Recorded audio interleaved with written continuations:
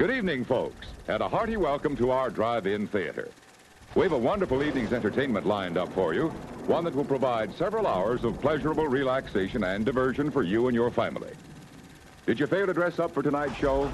No tie, an old shirt and slacks, a house dress? Well, don't give it a thought. We're glad you came as you are. We just want you to enjoy yourselves. Don't forget to visit our refreshment center during the intermission or any time.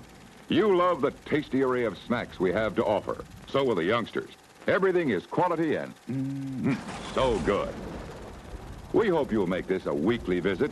Bring the family. Bring your friends.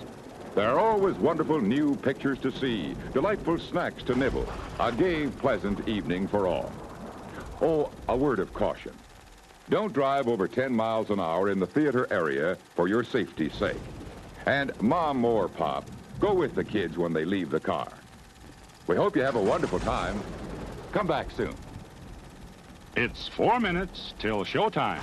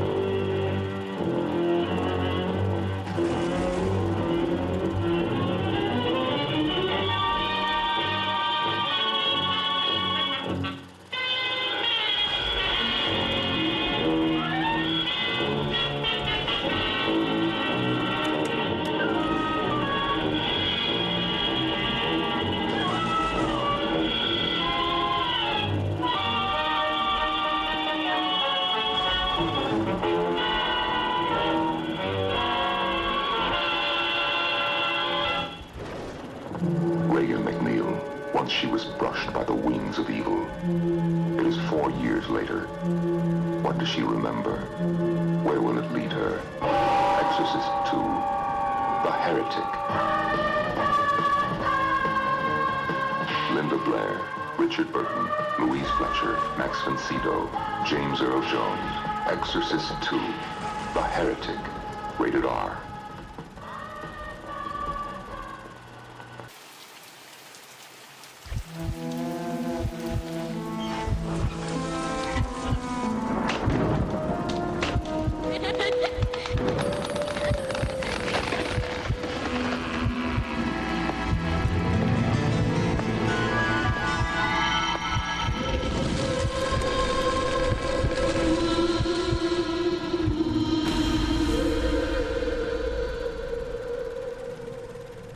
Let's all go to the lobby. Let's all go to the lobby. Let's all go to the lobby to get ourselves a treat. Delicious things to eat. The popcorn can't be beat. The sparkling drinks are just dandy. The chocolate bars and the candy. So let's all go to the lobby to get ourselves a treat. Let's all go to the lobby to get ourselves a treat.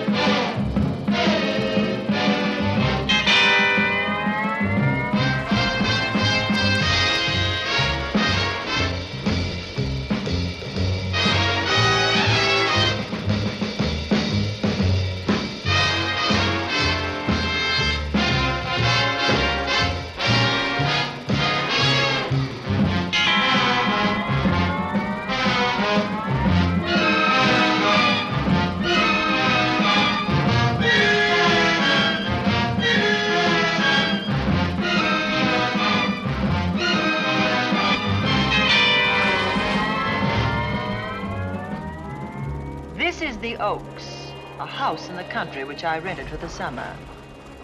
As an author, I write tales of mystery and murder.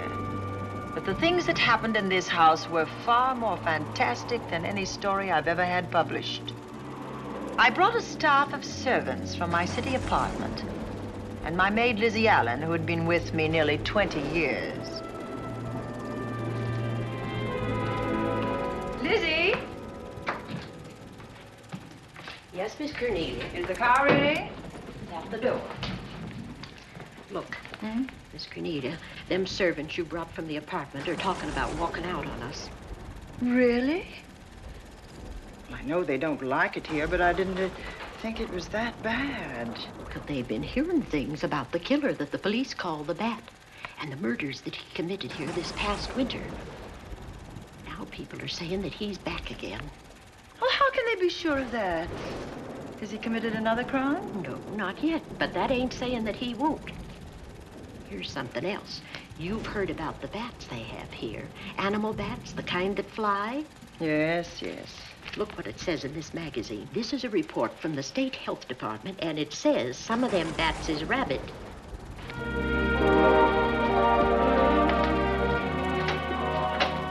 Drive directly to Zenith Bank, Warner. I'm afraid we'll have to hurry. It's near closing time. I'll get you there, Miss Van Gorder.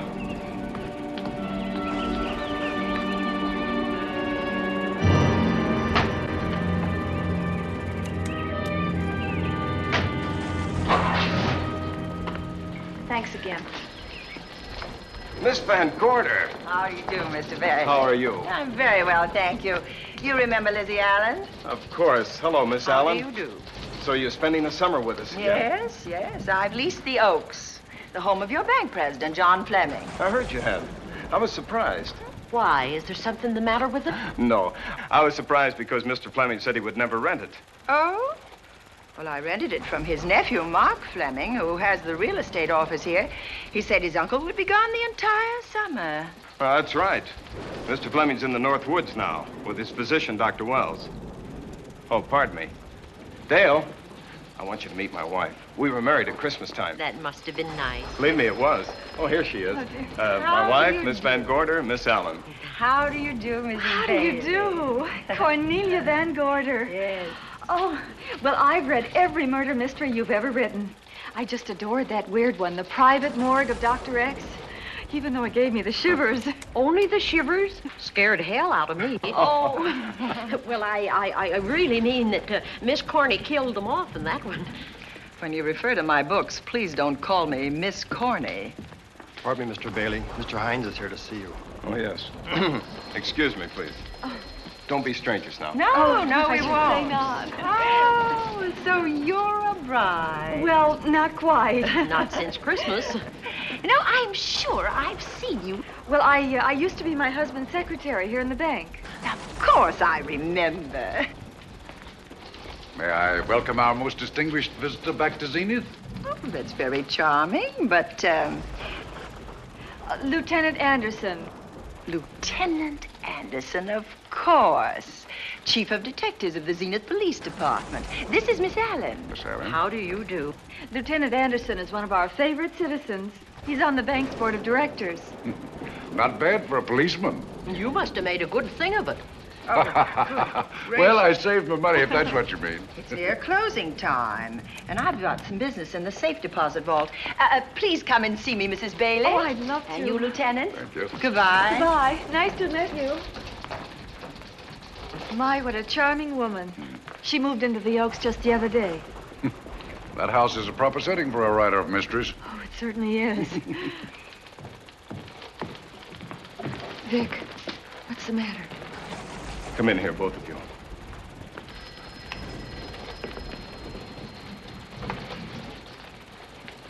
Andy, we're in trouble. Wendell Hines came in to pick up $350,000 worth of bonds that we were holding as collateral for a loan. They were kept in our special vault. Mr. Fleming and I are the only officers of the bank who have access to that vault. So? The Hines bonds are gone. That's not all. Other negotiable securities are missing. From what I can gather, short of a careful check, the bank has been looted of over $1 million worth of securities.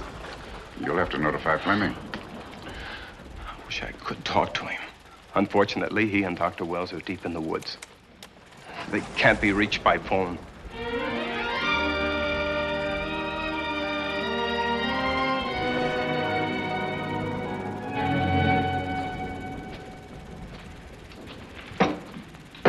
What is it?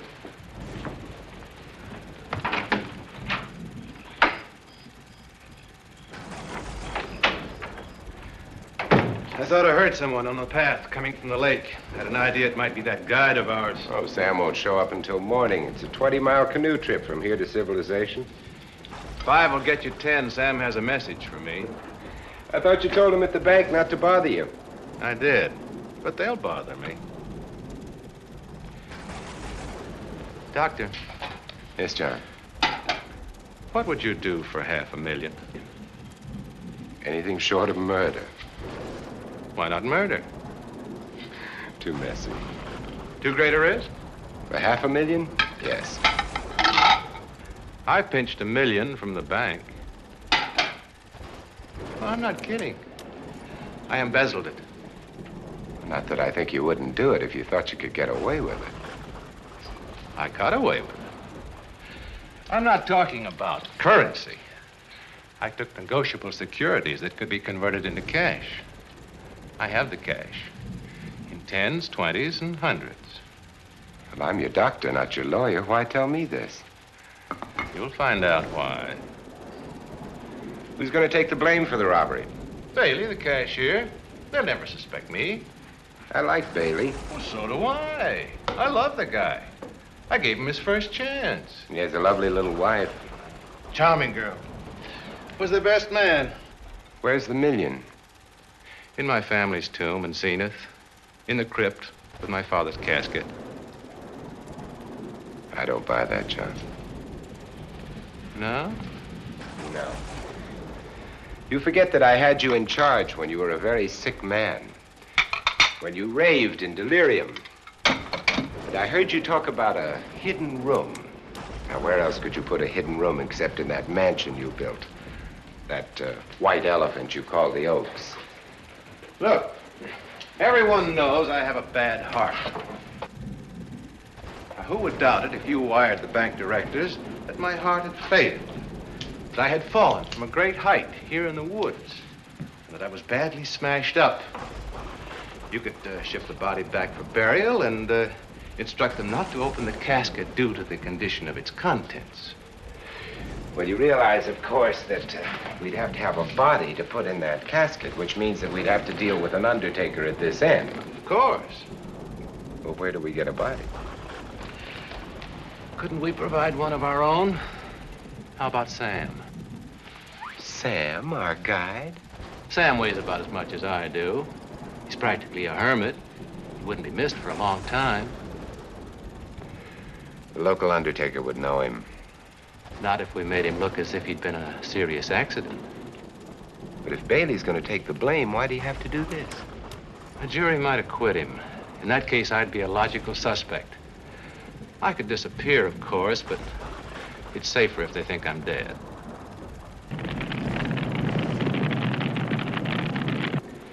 What if I don't go for this deal? In that case, it would be too bad. You mean you'd kill me? What else could I do? Now that I've told you about the $1 million, I'd say you were shot in a hunting accident. Now, look, Doctor, if you can find another body instead of Sam's, it's all right with me. There's $500,000 in it for you. I'll do my best. I smell smoke. So do I. What's that noise? Look, Doctor, the woods are on fire. It's coming this way. We've got to get out of here. Out the back way. We will. As soon as I provide that body we were talking about.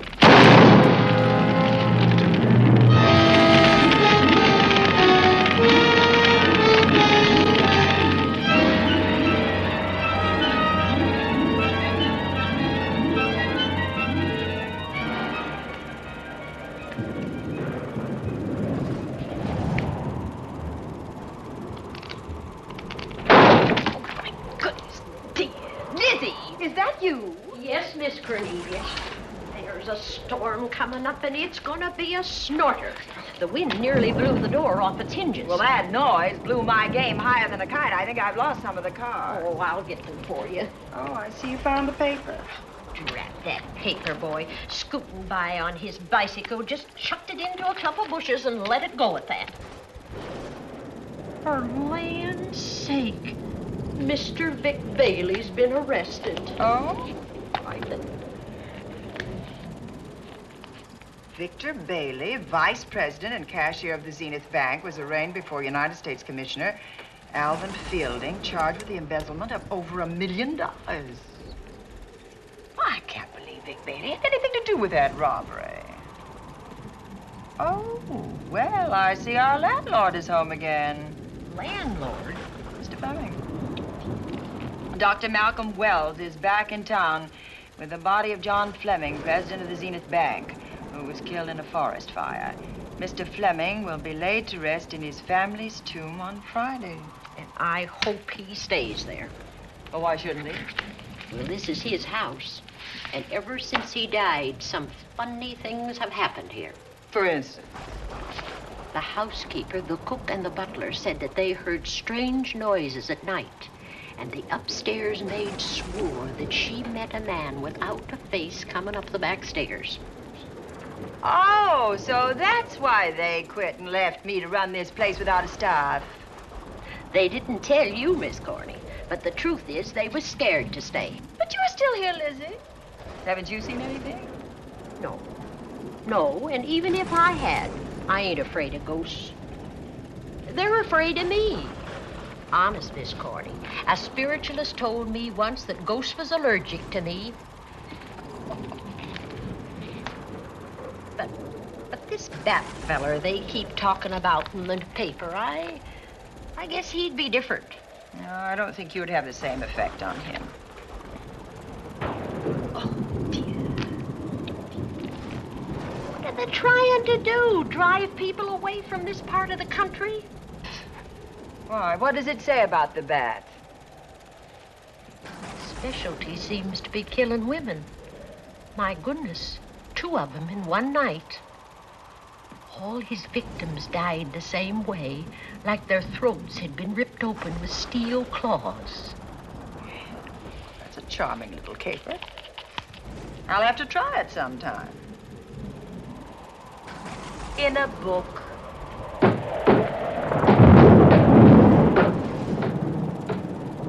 That ain't nothing, just something bumping against the house.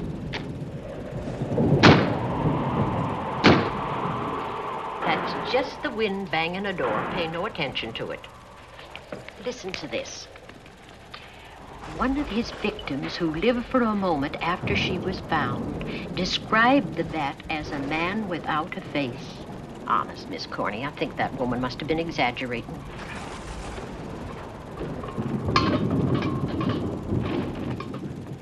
That's just that heavy tapestry at the top of the stairs. I know. I've heard it before on a windy night.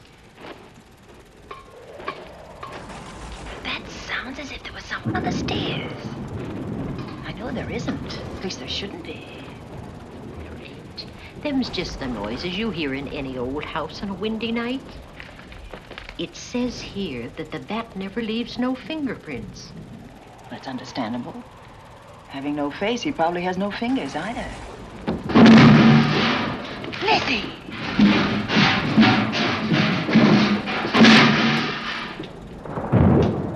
And that, I suppose, is the cat dropping its dentures.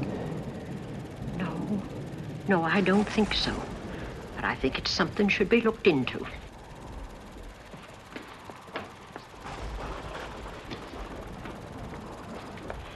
Now, who chucked him down here? The wind, I hope. There must be a window open up there. No, Lizzie. Let him lay. Let him sleep it off. I hope the power lines don't go down, put the lights out. Now, we'll check the windows in the living room and draw the curtains, and then we'll go to bed. Yes, ma'am.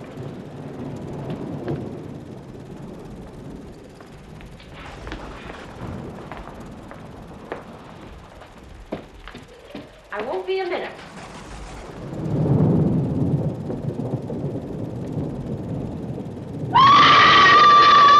Gordy! Oh! What's that? Oh, when I went to get the tape, I turned the latch off. I forgot to turn it on again. He's out there. He was coming in. He might have got you. Oh, but he didn't, and he's still out there, thanks to you. Now, you hurry now, and we'll call the police. No, I won't leave you, Miss Coney. Are you okay? Yes, ma'am, I'm okay. Okay.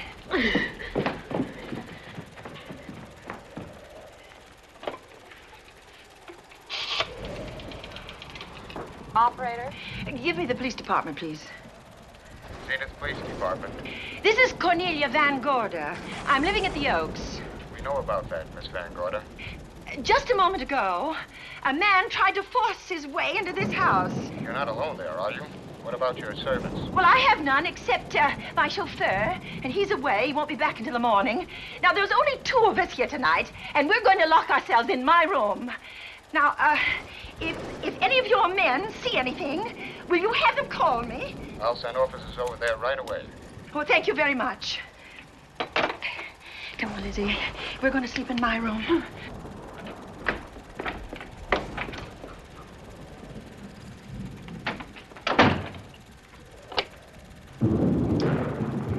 Well, nothing can get at us in this room now, I think. This door seems good and solid. Like the door to a tomb.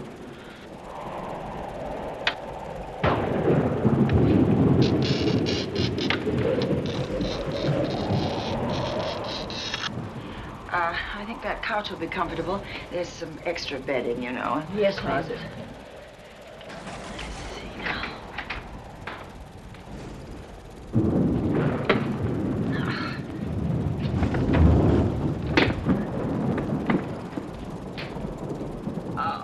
Huh? No bolt. Well, that's not so good.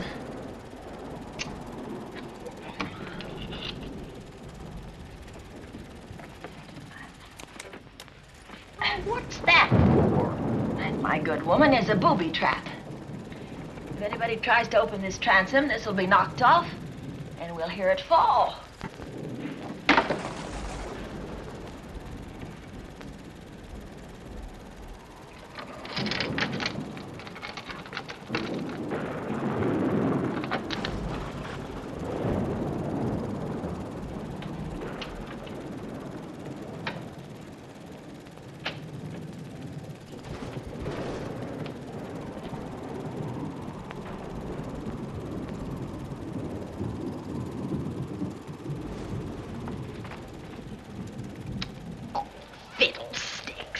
I forgot my night things, my robe, my gown, and my slippers. I'll go get them now. Now, wait a minute, Lizzie.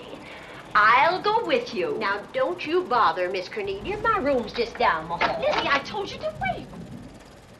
It's all right. I'll only be a second. Get in here. Get in here.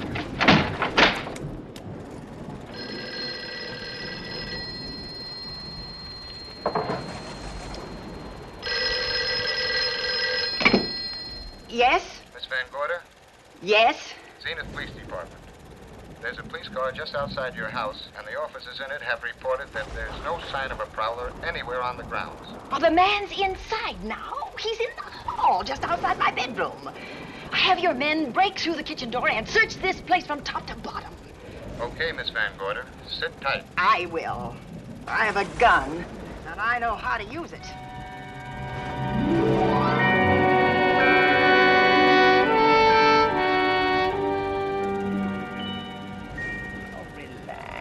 Relax, Lizzie. The police did a good job. They couldn't find anybody in here.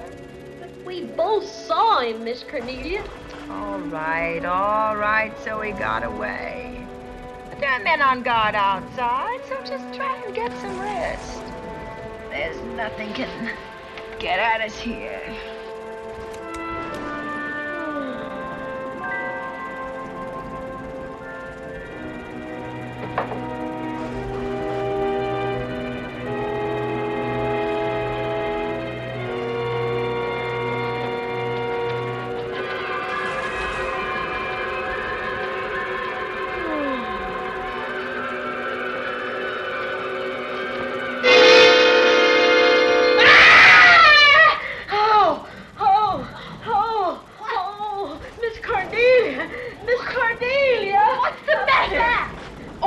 nonsense. You've had a nightmare. Maybe I did. But there was a bat and it bit me. And it flew in that closet. Oh, gracious, Lizzie, you're right. Oh.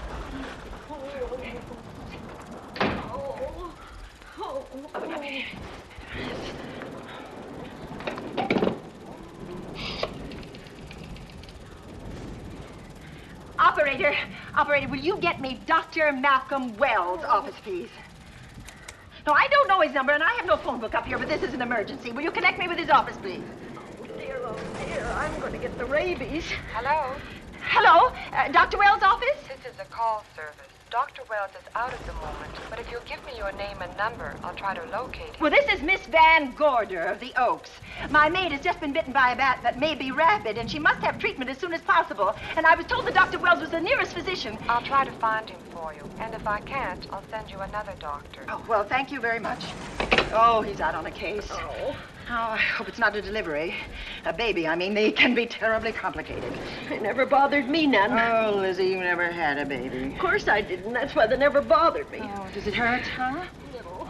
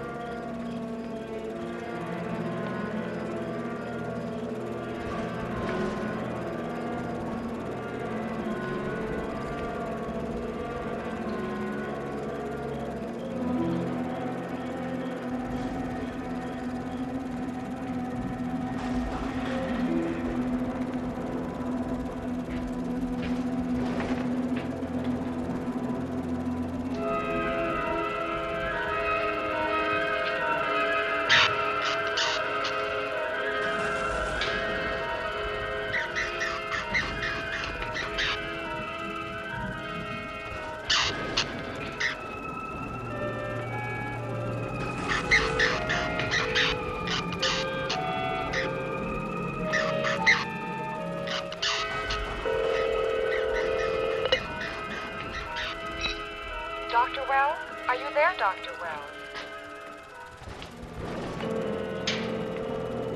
Are you there, Dr. Wells? This is the operator. Your call service is on the wire. It's an emergency. This is Dr. Wells. This is your call service, Doctor.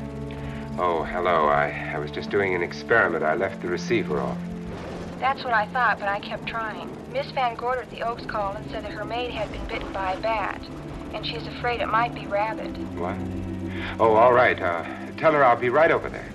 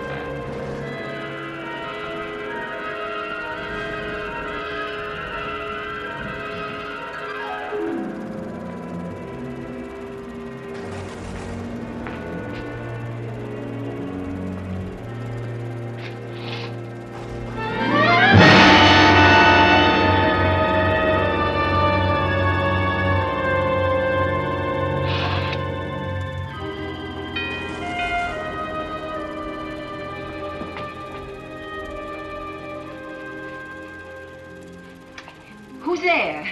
Dr. Wells. Come in. Good evening. Oh, I'm so mighty glad they found you, Doctor. Well, I reached my office shortly after you called. How is your maid? Is she in any pain? No, she doesn't seem to be. Did the bat get away? No, I believe it's still in my bedroom. Oh, good. I'll want to examine it. There you go, Miss Allen. Now you feel better? Doctor, have I got the rabies? Well, I can tell you better after I've examined the bat's brain under a microscope. That thing's got a brain? Oh, you'd be surprised. Where is it? I think the little darling is in that closet. Oh. You know, it's a pity you leased this house, Miss Van Gorder. Why a pity? Well, my dear lady, I don't want to alarm you, but... Oh, well, after tonight, nothing can alarm me. Yes, I understand. It must have been terrifying. So many unexplainable things have happened here. There's something about the place. Your servants must have sensed it when they walked out on you. An apprehension of disaster. Well, let's see. Aha! Yes. There he is. All right now. Take it easy. Nobody's going to hurt you. Quiet now. Quiet.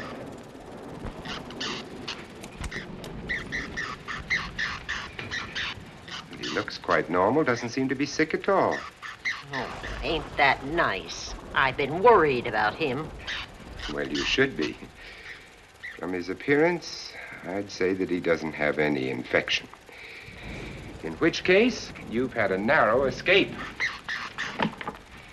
Now, you take one of those tablets I left for you, and I'll guarantee you a good night. And I'll drop in on you tomorrow. Thanks for everything, Doctor. Now, don't worry, I can find my way out. Oh, I know you can, but do let me help you. Oh, don't forget that once I'm gone, you'll have to climb those stairs alone. Oh, I'm all right. I'm armed now. Can you, shoot one of those things without shutting your eye? Oh, Doctor, there are guns in every book I've ever written. I don't write about things I'm unfamiliar with. Lock the door, Lizzie. Good night. Yes, ma'am. Good night, Doctor. Accident? No, the wind blew him down. Oh. I think. Oh. Did you know that young Mark Fleming leased you this house without notifying his uncle? No, I didn't. Well, it doesn't matter now. John Fleming is dead and Mark's his heir. But if John were alive, he would warn you to leave here, Miss Van Gorder. Really? Yes. It's been a tragic place for anyone who ever lived in it. Well, good night. Good night, Doctor. Who's out there? Nobody you need worry about, Doctor. Oh, it's Andy. Oh. That's right. Oh, good evening, Miss Van Gorder. Good evening, Lieutenant. Somebody sick here? My maid was bitten by a bat. Oh? A rabid bat? Well, I'll know for sure when I get to my lab. I caught the bat. It happened indoors? In my bedroom. How'd it get in? Well, there are many ways a bat could get in a house. You ought to know. I spotted this hole in the window the minute I got here. Why? That's where the two-legged bat got your door open. Miss Van Gorder told me that she phoned headquarters at Zenith. Yes, I phoned twice. The second time was after the prowler got in the house. Weren't headquarters handy? No, but they contacted me. An officer came and searched the house from top to bottom, but they couldn't find the bat. You better have this window fixed tomorrow. Oh, yes, I certainly shall. Yes, I'd better be going. I'm due in surgery at 8 o'clock in the morning. Good night. Good night, Doctor. There'll be a man patrolling the grounds all night, Miss Van Oh, Gorder. thank you. And nobody inside, Andy? Why should there be? Well, how do you know but what the bat is hiding somewhere in the house? I'm quite sure he isn't in the house, Doctor. Not now. Good night. Good night.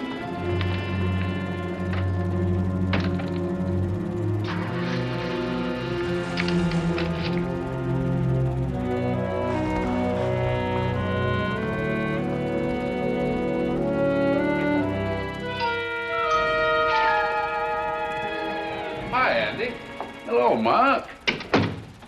Well, congratulations. Real estate business must be picking up. New office, new furniture. New deal. How do you like it? It looks expensive. Are you squandering your inheritance? Oh, I haven't got it yet. Well, the paper says John Fleming left his entire fortune to you. Funny thing about that entire fortune is that we can't find it. No kidding. Oh, all Uncle John had in his bank account was a couple of $100. And his safe deposit box was empty. If we don't find that missing million, mine will be empty, too. How come? Well, all my savings were invested in Zenith Bank stock. The examiners won't certify the bank is solvent until those stolen securities are found, so the stockholders have voted an assessment that'll wipe some of us out. It's a since those securities have been converted into cash. If I can't find that cash, I'm sunk. Well, where are you going to look for it, Andy? Here in Zenith. Your uncle wouldn't take $1 million on a hunting trip, would he? You suspect Uncle John? Why, Andy, he founded the Zenith Bank. That'd be like robbing the family tomb. You think he wouldn't? Well, besides, Vic Bailey's fingerprints are all over the vault. Now, they didn't find any of Uncle John's fingerprints. Because he wiped them off. Can the defense prove that? They'll try to. Judy Hollander, Bailey's secretary, is a defense witness. And they believe her testimony will have a powerful effect on the jury. Oh, well, she has a powerful effect on me. Judy's a doll. Here's the book you mentioned, Judy. It's your newest one. Yes, it's just been published. You can have that copy if you wish. Oh, it's a first edition and you've signed it. Yes, of course. Thank you so much. May I serve tea now, Miss Van Gorder? Yes, please do, Warner. Thank you. I see you've engaged new servants. Yes, of course. Well, how did you persuade them to live in this house? Well, Jane Patterson, my new housekeeper, knows this house better than you do, Doctor. Oh? She worked for John Fleming. And Warner was my chauffeur. Chauffeur turned butler? Incredible. He can play any part at a moment's notice. Did you get a plumber, Warner? No, we can't get a plumber for 3 days, madam. What about that leaking pipe? The basement will be flooded in 3 days. The pipe is no longer leaking. You mean it's dried up of its own accord? No, not quite. I packed the elbow where the water was coming out. Packed the elbow? Where did you learn how to do that? Well, into each life, a little rain must fall, and a careful man learns to keep himself dry. Now, is there anything else that you require, Miss Van Gorder? No, not at the moment, Warner. Thank you, madam. Now, there's a character. How long did you say that he worked for you as chauffeur? About 3 months. Well, I hope he doesn't have a police record. My dear Dale, it may interest you to know that the last night of his life, John Fleming told me that he loved your husband like a son. If Fleming were alive today, he would be fighting to prove Vic's innocence. Could Mr. Fleming prove his own innocence? Miss Van Gorder, can there be any doubt about it? There will be when Miss Hollander testifies at Vic's trial. Oh? You know something that we haven't heard yet, Judy? Something I saw with my own eyes. She's not permitted to say what it was. My dear girl, I wouldn't think of asking her. But let's assume for a moment that Fleming did steal the $1 million. Now, what would he do about it? Where is it? Hidden someplace where he could lay his hands on it without getting caught in the act. Now, if I was writing this, instead of living in the middle of it, I'd hide it right here in this spooky old house. Under a loose floorboard or up a chimney? If Mr. Fleming had the nerve to steal $1 million, he'd make his plans well in advance. I'd say he'd prepare a place to hide it. Possibly when this house was being built. Now, I rented this place for Mark Fleming, his nephew. I wonder if he'd have the floor plans. I'll ask him. Yes. Lizzie, will you bring Mrs. Bailey the phone? Oh, you ask him now. His number is Summit 7537. Oh, thank you, Lizzie. Summit 7537. Not bad, eh, Andy? That means new business. Now, you see, somebody wants to buy a house. Mark Fleming speaking. Oh, hello, Dale. Well, hang on a minute, honey, while I see if I have him. It's Dale Bailey, all excited. Miss Van Gorder wants to know if I have the floor plans of the Oaks. Now, what would she want with the floor plans? Well, she suggested to me that your uncle might have hidden the bank loot there. Are the plans here? Let's somewhere in the house itself. Wait a minute, there is a place where Uncle Johnny might have kept those blueprints. What place? Well, I heard him talk about it a good many years ago. I can't be sure of the exact location. Anyway, I don't think the old boy had the guts to steal $1 million. But if I find those plans, I'll let you know, Andy. Hello, Dale. Look, honey, I haven't seen those plans since I was a kid, but I'll come over tonight and maybe we can find them. Thank you, Mark. We'll expect you. He seems to think they're here in the house somewhere. He's coming over tonight. Well, that's good. Dale and Judy are my house guests for the weekend.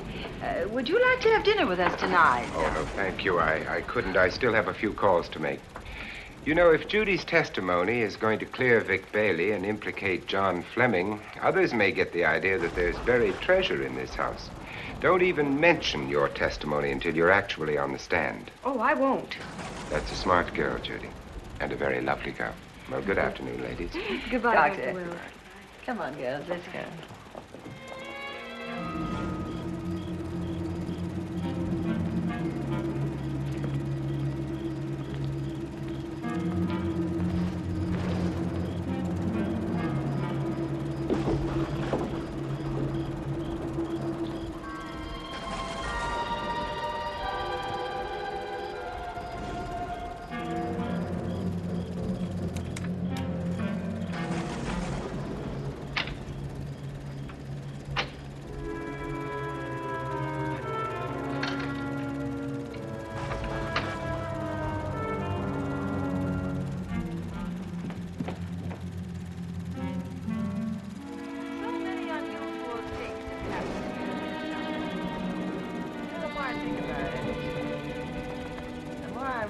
I should be putting them down on paper.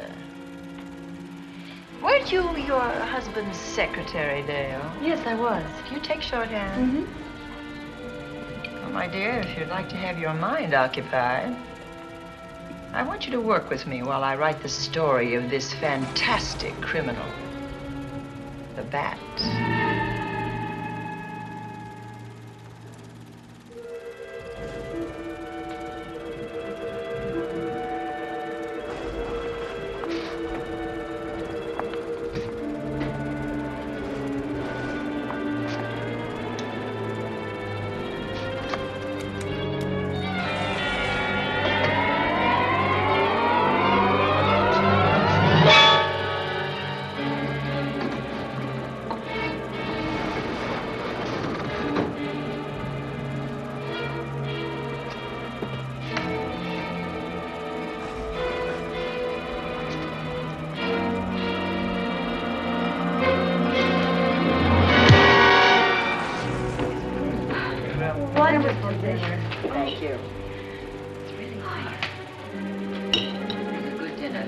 As usual. Wonderful.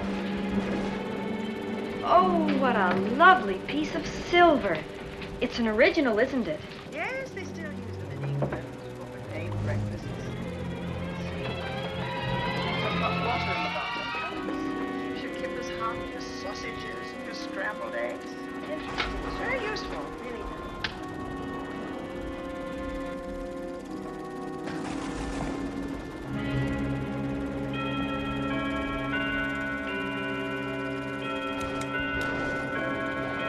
Clock hasn't struck the hour in the last 10 years, if I'm to believe what Mark Fleming told me.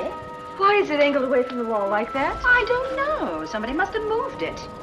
Busy, very likely, when she was dusting. Wait a minute. Did you know there's a door in this paneling? No, I didn't. Oh, my gracious, so there is. Maybe it opens to a secret passage. Oh, certainly to a secret something. Who knows, girls? We'll be about to stumble on that missing million. Oh, this is...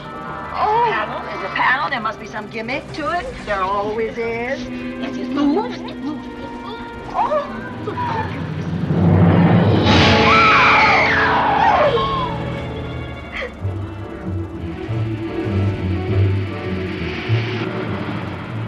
Calling car 11. Calling car 11. Proceed to the Oaks in Zenith Township immediately. A homicide has been reported. Okay. Proceeding to the Oaks. Notify the county coroner, Dr. Wells. Tell him to come to the Oaks at once.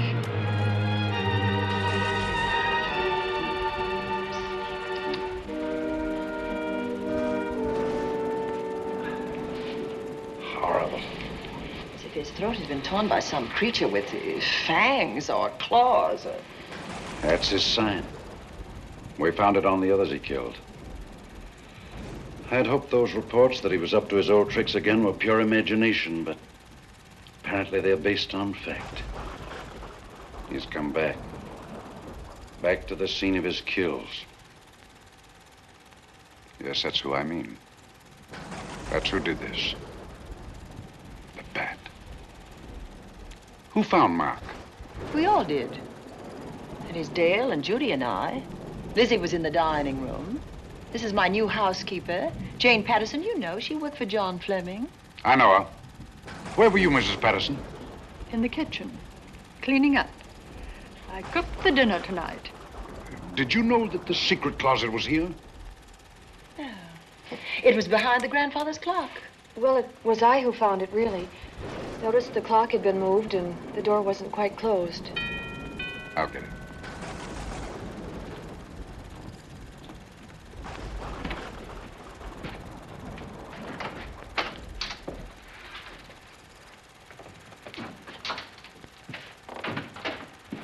Who is it?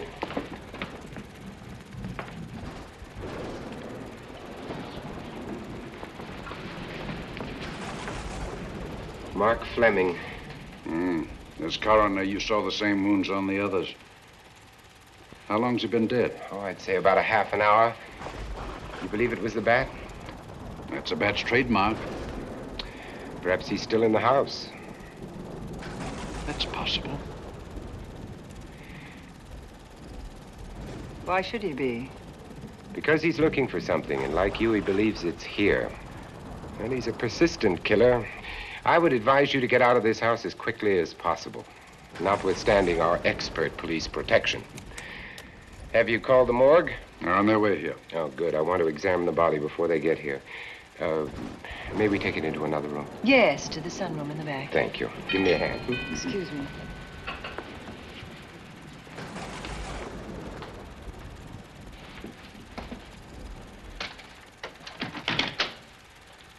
Oh, Warner, where have you been? Well, madam, has been an accident. There's been a murder. Mark Fleming, the young man from whom I leased this place, was killed here tonight. They know who did it? Well, they believe it was the bat. I'm sorry I had to use the front door, Miss Van Gorder, but I forgot my keys, and when I rang the bell at the kitchen door, there was no response. Oh, this is Warner, Lieutenant. He's my butler. He was my chauffeur. Why'd you promote him? But it's very difficult to find a butler. They don't like service in the country. Have you been a butler before? I've served in many capacities, sir, but this was my night off, and I forgot my keys. I heard that part. What time did you leave the house tonight? Oh, about 6:30. I had dinner at Wiley's Roadhouse. Can you prove where you spent the rest of the evening? I can try. Try hard. And don't leave the house. I'll get to you later. Very good, sir. I shall be in my room, Miss Van Gorder, if you need me. Yes, Warner. Surely you don't think he's... Warren and I have met before. I can't recall where or when, but I will.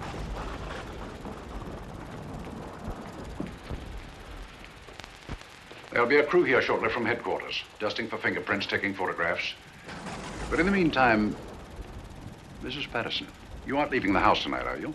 No, Lieutenant. Don't. I'll talk to you in the morning. Good night. Good night, sir. Good night, Miss Van Gorder.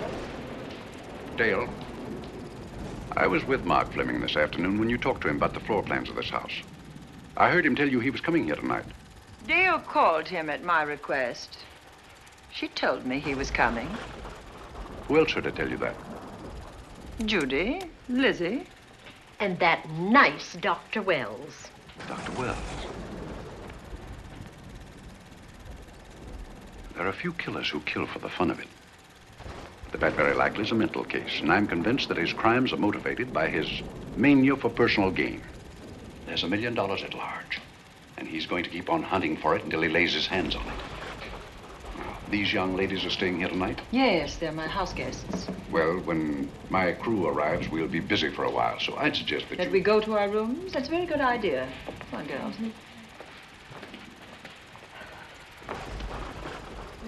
police guard for this house tonight, Lieutenant. You've got one. I'm going to cover this place tonight from the attic to the basement. If the bat makes another call, I'll have a little surprise for him. Who is he? Have you any idea?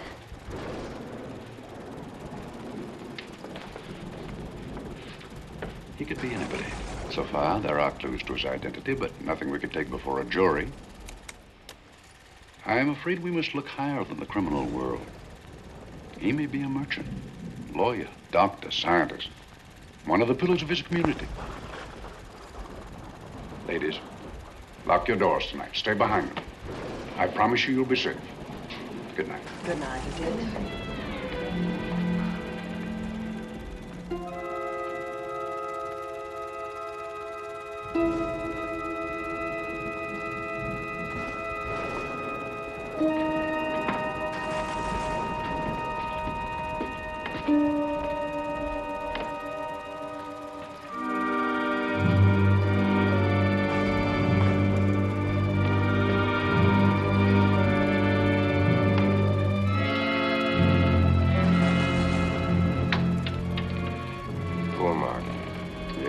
Pity. So young. Well, Doctor, do you agree it was the bat? In my report, I shall say the death was caused by the same technique used in the other killings. A paralyzing blow to the throat, followed by severe lacerations of the jugular, resulting in excessive hemorrhage. In a layman's language, he didn't know what hit him. Oh, he knew. But he didn't have time to think about it.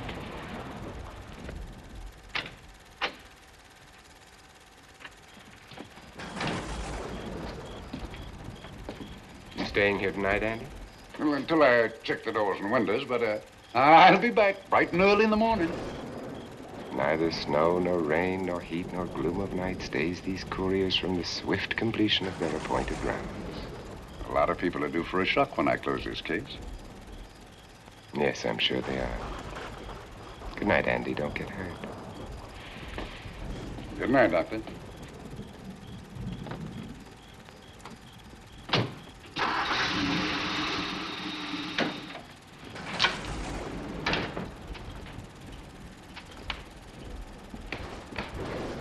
You know, I think we'd better let you get some sleep. Oh, Lizzie and I share this room for mutual protection. You know, one night, a storm blew the wires down, put the lights out, and I went out the next day and bought a half a dozen of these things. You better take one with you, Dale. Oh, thank you. We'll go across the hall now. Are you sure there's nothing else you need? Oh, no. Quite sure. We'll be all right. Well, if anything bothers you, you just sing out, and 2 strong women will come to your rescue. Oh, nothing will bother us. Not with Andy on the job. No. Well, good night. Good night, Miss Van Gordon. Don't worry, everything will be all right. We won't. Good night. Good night.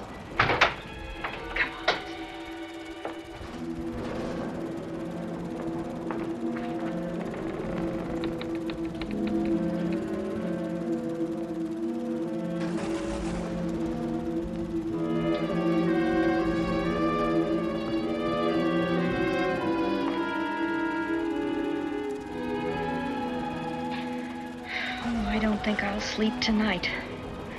Me neither.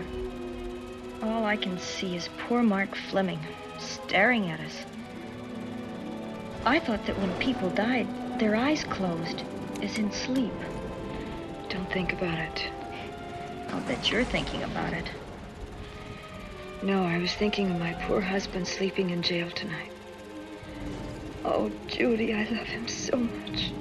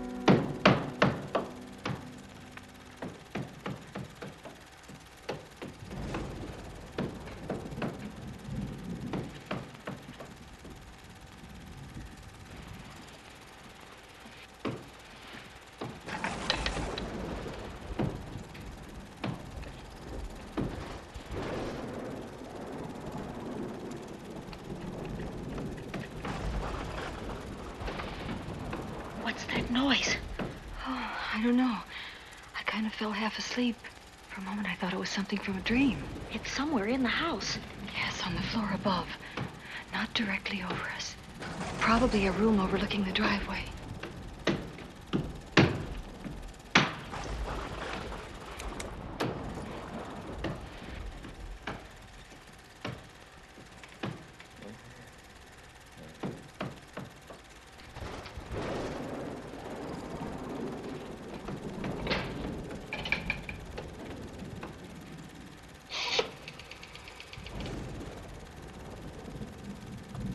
Should we call Miss Van Gorder? She'll hear it. How can she help but hear it? Besides, we don't want her to think we're a couple of hysterical women. Oh, I'm about to become one. dear. I had it for one night. Dale, you're not going out in that hall. I want to know what's happening up there. But Lieutenant Anderson said if we stayed behind our locked doors, we'd be safe. Vic isn't safe locked up in that jail. Suppose that stolen money is in this house. Mark Fleming seemed to think it was. Maybe that's what somebody's looking for.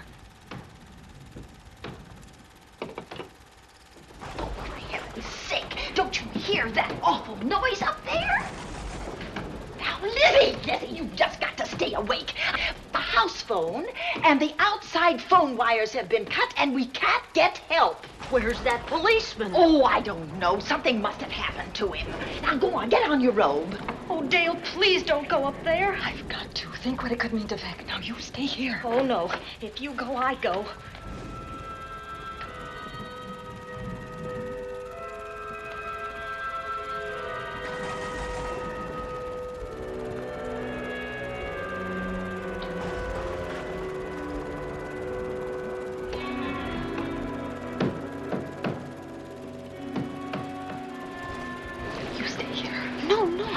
Go up there alone. You wait here. I'm going to see what it is. Oh, please let me go with you. Judy, will you warn me if anyone comes? I'll only be a moment.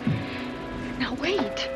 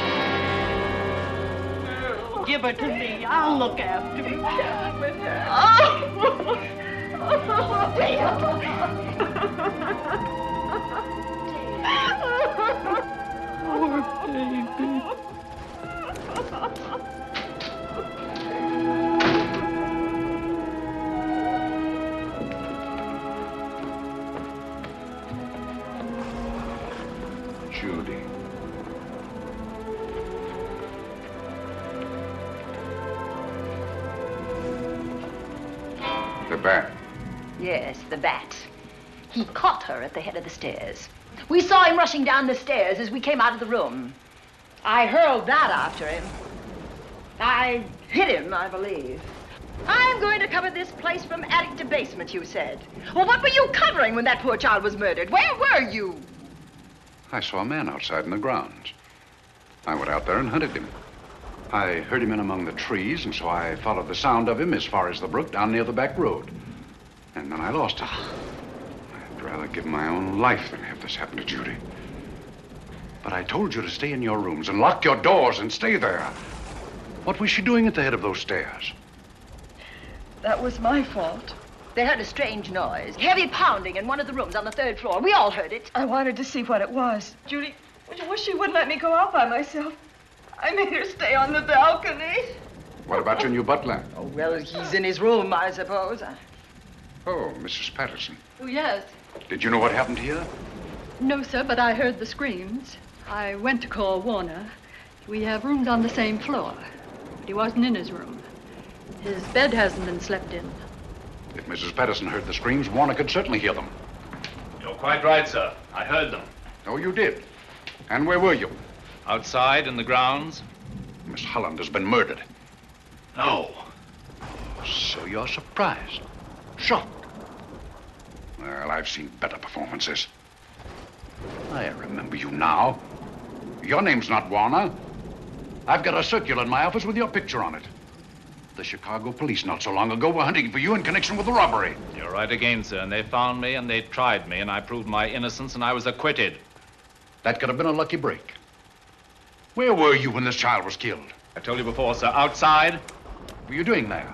I was following you. I saw you leaving the house and it seemed that you were hunting someone. I thought you might need some help. Oh, yes, sir. I followed your flashlight down through the trees. Then it disappeared. And then suddenly, as I was staring out into the darkness, I was struck by something on the back of the head. The next thing I knew, I was lying on the ground. I realized I'd been knocked out. I wish you had been knocked out. But then we'd have found you with your mask still on your face. You were hit here in this house with this poker as you were rushing down those stairs after that child was killed. Oh, no, sir. You can't pin this on me. I'm not the bat. I've never killed. I couldn't kill. I won't take the rap for this.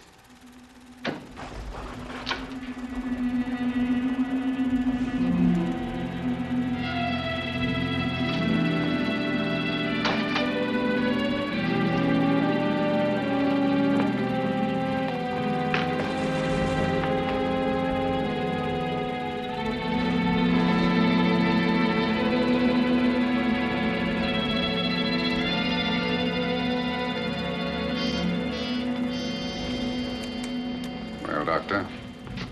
We have another case for the county coroner. You see, the bat came back. Why did you come back, Doctor? Well, I had an accident about a mile down the road. The right rear wheel of my car came off and I plunged into the ditch. This was the nearest house, so I came here to call for help. I thought I'd find you around, Andy. Physician, heal thyself. You must have been hit by something on the back of your head. I told you I had an accident. So you did, Doctor. So you did. I could be wrong.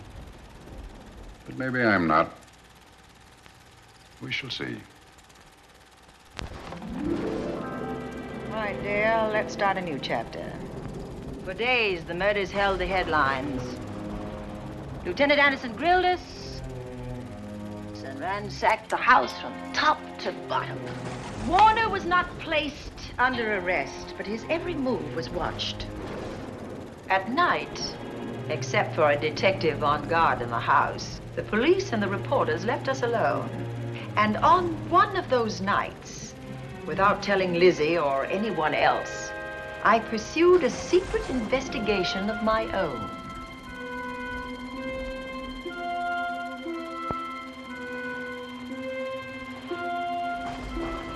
It was in an empty room on the 3rd floor where we kept our trunks and other things.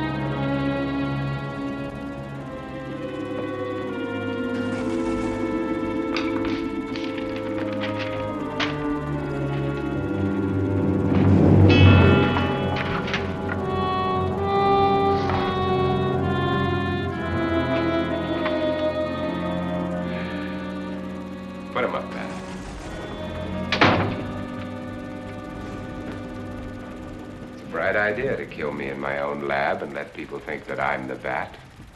But you had to kill me first. What was it to be, ambush? And clever as you are, you're not smart enough to do that. Nor were you smart enough to find the money, though you came quite close to it. But I know where it is. And when you're dead with that sign pinned on your chest, I'm going to collect it and live happily ever after. He destroyed himself. How true that will be. Well, goodbye, Bat. Here's a serum that will heal you whether you're rabid or not.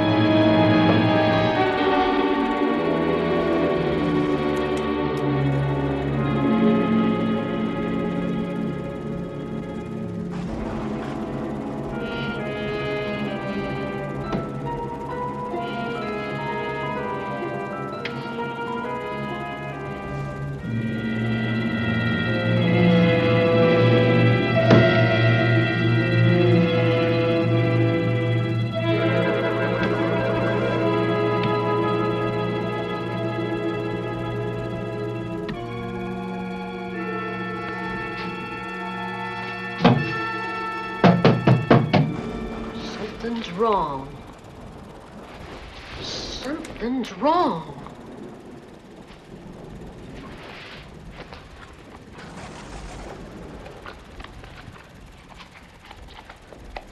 Miss Cornelia!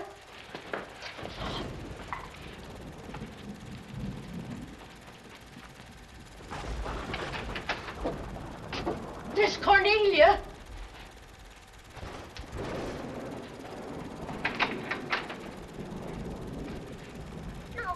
Where would she be going at this time of night?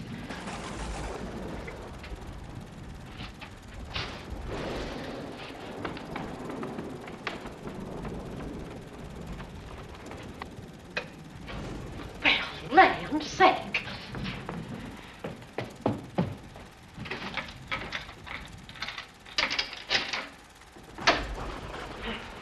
I never. Oh. Mr. Davenport. Mr. Davenport. Oh, a fine thing. The door unbolted, the chain off, and you asleep on the job. Wait till Lieutenant Anderson hears about this. Come on, wake up. What's the matter with you? I don't know. My head hurts. My whole body's numb. Here, take a sip of this. Try to snap out of it. I'll be back in a minute.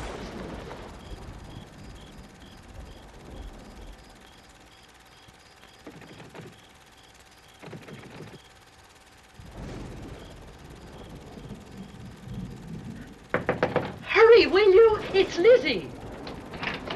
I'm terribly worried. I can't find Miss Cornelia anywhere, and something's happened to the policeman. I don't know what. Get Warner. Bring him to the drawing room. Tell him we need him.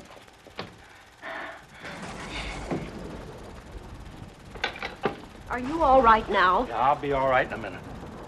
I remember now. I took a drink of wine from that decanter there. Miss Van Gorder told me to help myself. She wouldn't put nothing in it? Well, somebody did. Somebody who knew I was on duty here. Then it was somebody that got Miss Van Gorder. I can't find her anywhere. Upstairs, downstairs, or in the basement. I told the housekeeper to get Warner. Lieutenant Anderson will want to know about this. Hello. This is Davenport at the Oaks. We've got trouble here. Well, for one thing, I was drugged. Yeah. But I must have been knocked out because the maid tells me Miss Van Gorder's missing. Well, you better call Anderson and let him know. He's not at home. Well, where is he? Out on a case? What case? Dr. Wells. What else did they tell you about it? Oh, hurry, will you? We've got to find Miss Cornelia. Okay. Lieutenant Anderson is out on a case. Dr. Wells was found dead in a room next to his garage, murdered. Dr. Wells? There's something queer about the killing of Wells, but headquarters won't talk about it. Lizzie, Warner isn't in his room. There's no sign of him anywhere. And I was supposed to keep an eye on that guy. Where's Miss Cornelia? That's what I want to know. Wait a minute. Didn't you say that the chain and the bolt were off of the front door? I certainly did. Well, maybe Miss Van Gorder went outside. Oh, she never would. We better look. I can't breathe. There's no air.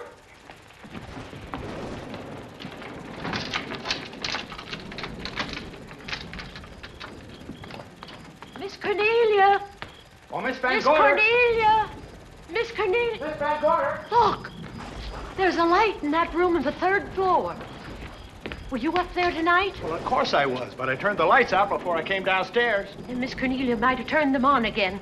That's why we're going to look first. Come on.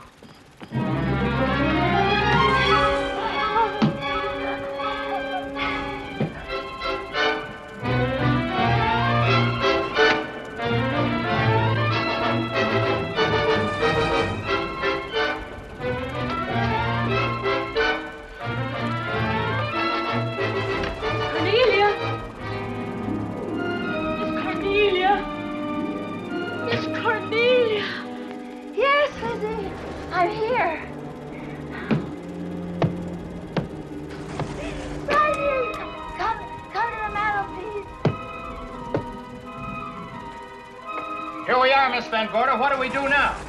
Over the mantel, there are 5 panels. Strike it with your hand.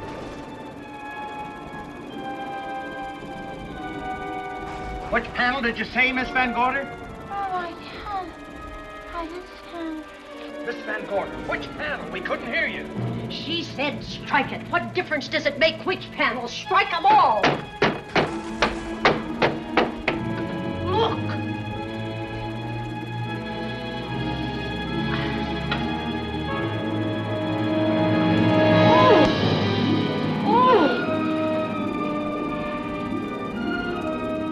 Oh, it's all right now. It's all right, dear. Lizzie's here.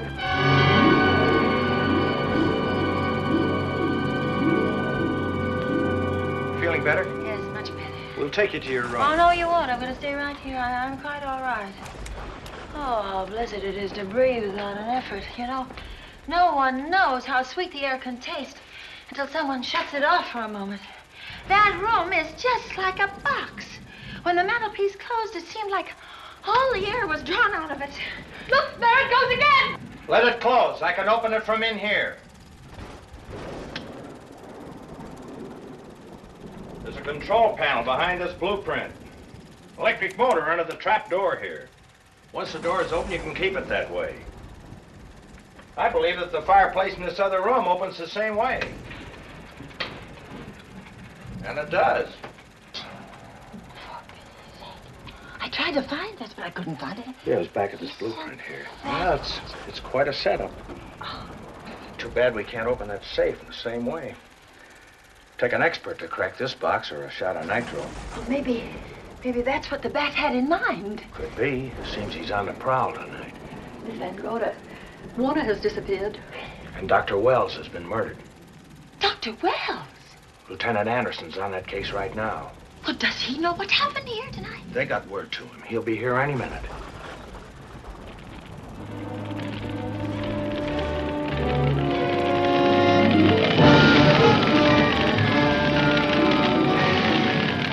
What's that noise? Miss Van Gorder, the garage is on fire. Scott, look at that. Lizzie, put that light out in the other room.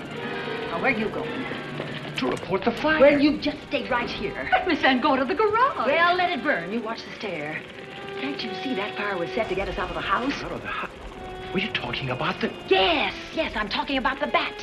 Now that the lights are out, he'll think his trick has worked, and we've gone. He'll be here any minute. Well, so will Lieutenant Anderson. I hope so, but the bat will be here first. And he'll kill again if we're in his way. We've got to be as clever as he is.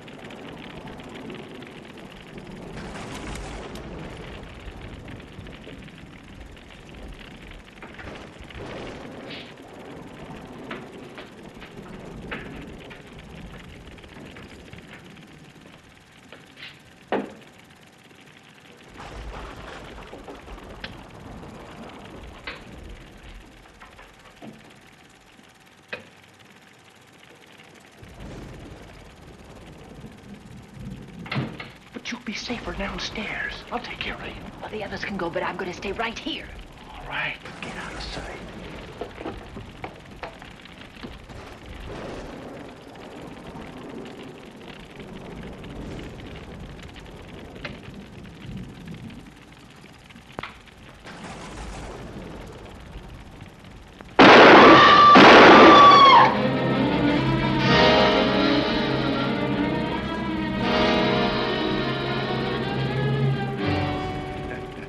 Let's face it, ladies, and get it over with. Others have seen my face before they died, but I'll have to deny you that pleasure. This would make a good scene for your book, Miss Van Gorder, but I'm afraid you'll never write it.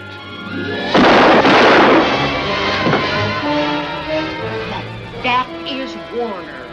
I could tell. You misjudged me, Miss Ellen. Warner!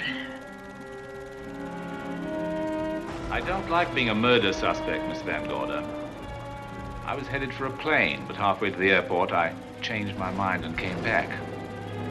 I'm glad that I did.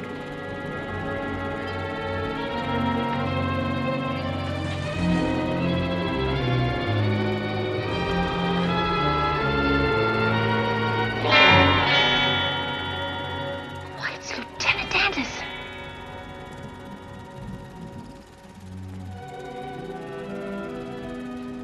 Yes, it was Anderson. He'd discovered the secret of the hidden room and was waiting to get into it. Open up the safe. We found the money in it. A little over $1 million in tens and twenties and hundreds. Good old Andy. With all his ill-gotten gains invested in bank stock. It's rather a clever way to hide stolen money. In the open, as it were, and so respectable. But don't try it. No matter how clever you are, you can't hide murder.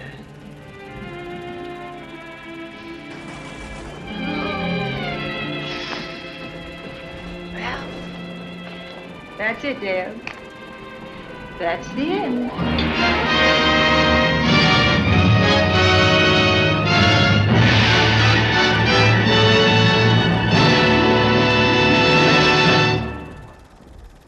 Hello there. Give a demonstration of my new invention, the goodies machine.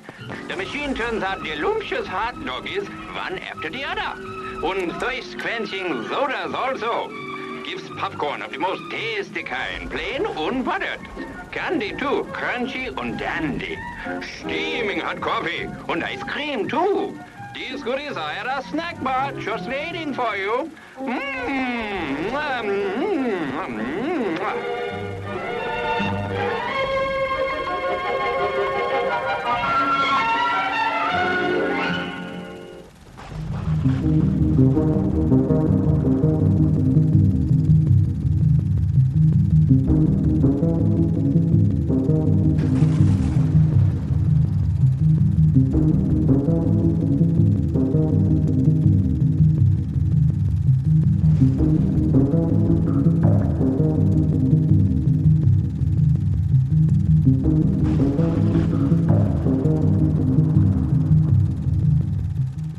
Show starts in 1 minute. It all began with a curse from the grave. The evil you did this day will be avenged.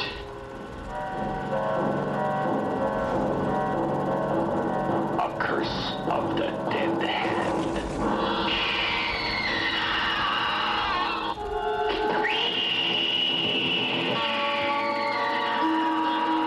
The dead hand that crawls, creeps, and kills.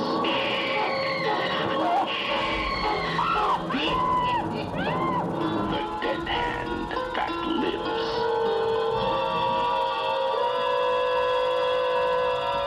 And now the screaming starts. For them and for you. Rated R. It's showtime.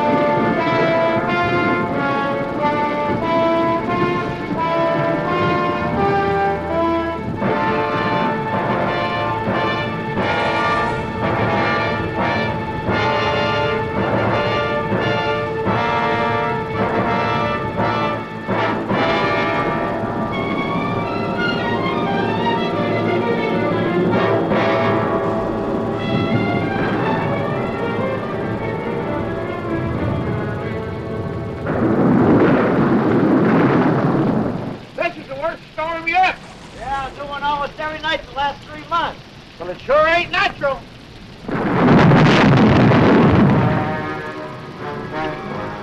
I'm getting away from this lightning catcher while I still can. Oh, you'll be soaked to the bone before you get 10 yards. Well, I'd rather be soaked than barbecued.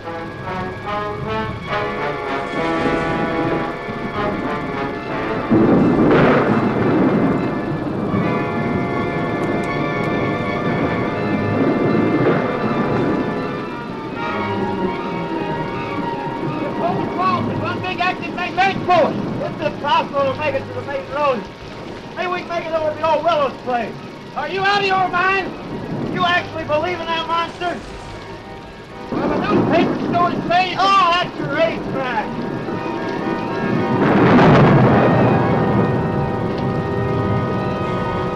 There's the house. It don't look good to me. Ah, you're just spooked. Well, spooked enough. That place just don't look healthy.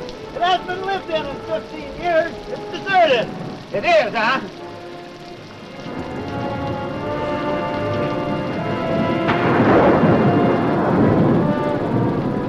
I thought you said this place was deserted. Well, it's supposed to be. I don't get it.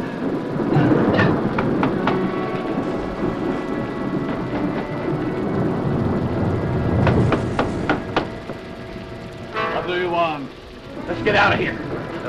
We didn't think anybody lived here. It was all his idea. We thought maybe we'd get out of the rain. It looks like it's going to last all night. It's pretty bad out there. Oh, no, you can't stay. Oh, be reasonable. You can't stay. We might catch pneumonia out there. You're not welcome in my house. Go away now. Go, go, go. Lobo! No. The monster! Now do you believe in those newspaper stories? You hear that, Lobo? You're the monster. Perhaps one day you will meet the monster.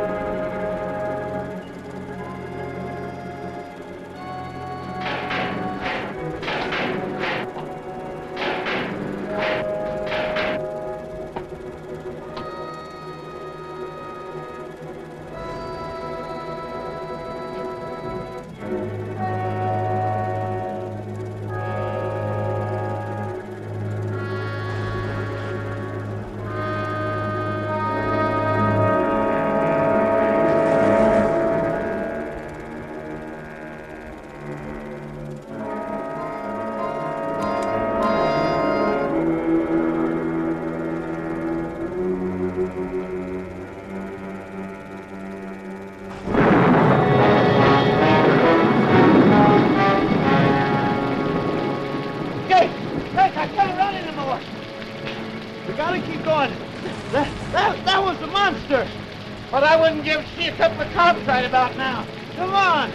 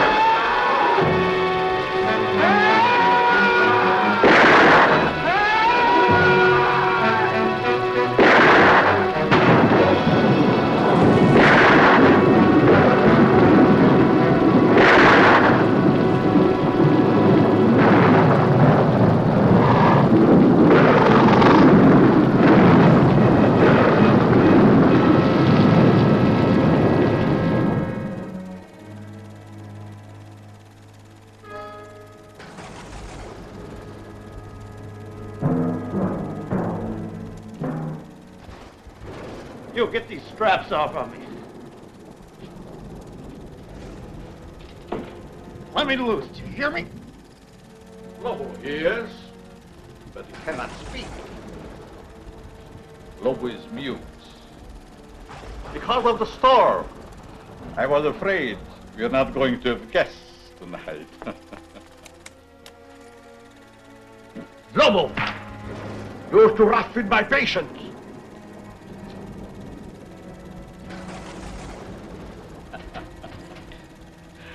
Already he tires of our humble hospitality. I said, let me out of here. At the moment, I'm afraid it is impossible. Who are you? Vornov. Dr. Eric Vornov. The name will mean little to you.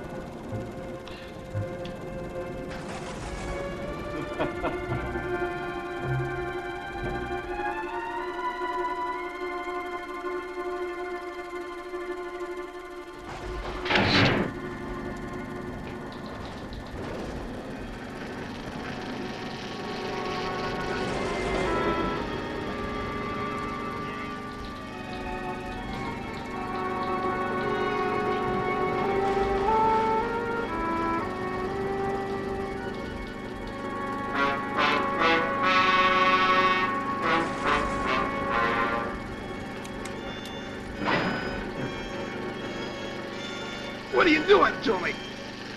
You will be soon as big as a giant. The strength of 20 men. Or, like all the others, dead.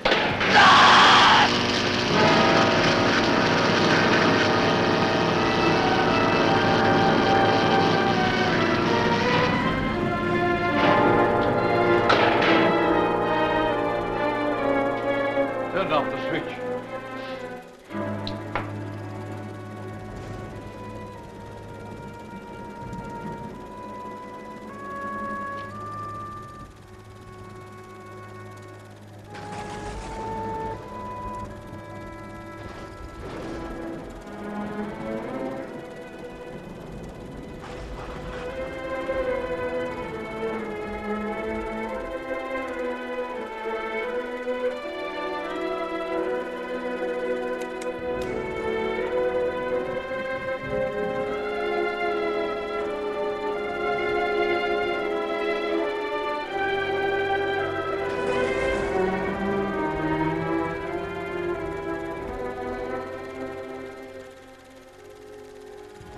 Strange, Lobo. Our friend always returns home after his long, tiresome swim.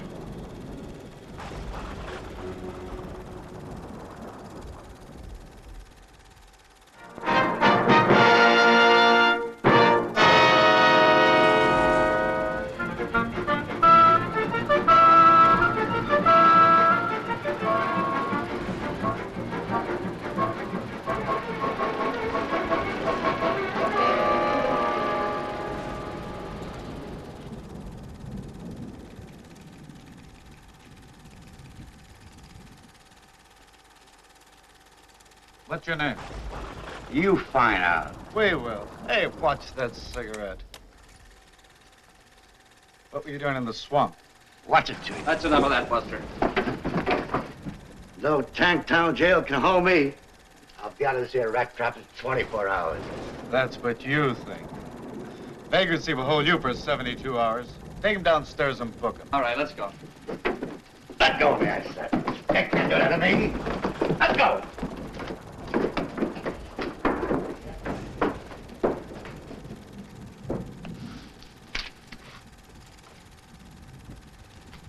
Hey, where do you think you're going? What do you mean, where do I think I'm going? I got Captain Robbins' newspapers. You have you? And since when you don't leave the captain's papers with me? Since the captain told me to bring them in myself. When you read them first, you mess them up. Hold your tongue and give me those papers. I'll have you locked up for peddling without a license. Oh, I got a license. Wanna bet I can make it expire all of a sudden?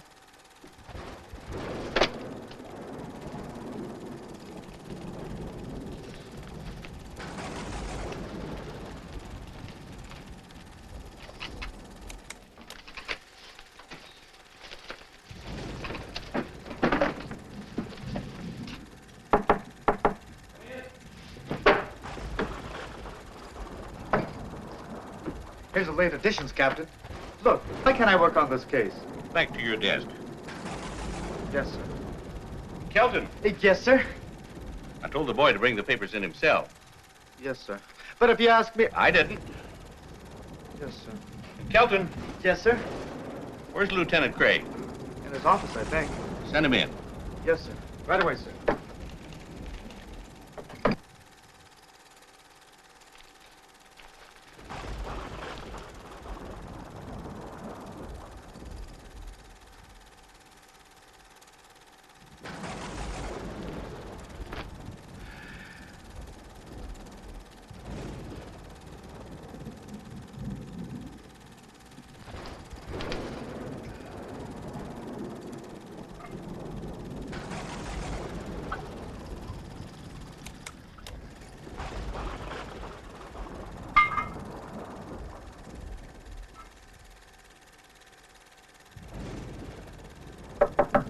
Come in.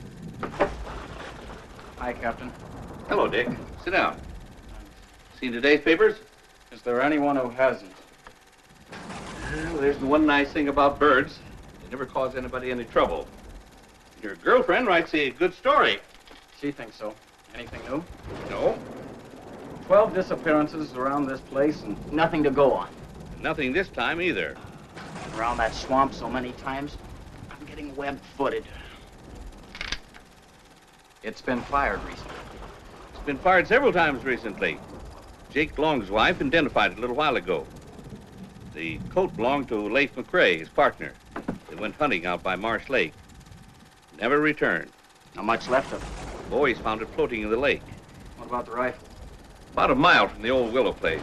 All ties together. But it doesn't prove anything. You think there's anything in these monster stories? Your girlfriend does. What about you?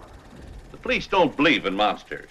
Facts are our business. Facts and only facts, and don't you forget it. I'm telling you, the captain didn't see nobody. Now, please be a good girl, Miss Lawton, and go. Captain Robbins, will you tell this Junior G man to let me go? Kelton. Yes, sir? Let her go. Just as you say, Captain. It used to be a newspaper reporter could get information around this place. What in the world do you mean? Now he makes like a comic. Dick Craig, I don't put much stock in the future success of our married life if already you're holding out secrets on me. You've been dodging me all day. Where'd you get an idea like that? You mean you haven't been dodging me? No.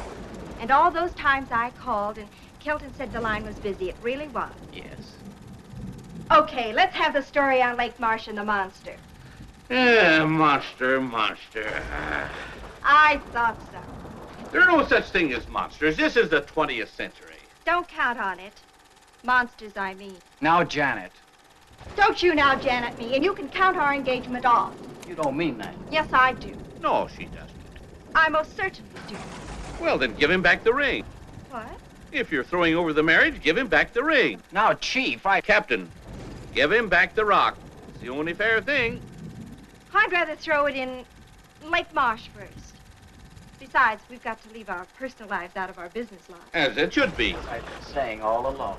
Dog. Now, what about the monster story? Well, that's your own story. You wrote it and you're stuck with it.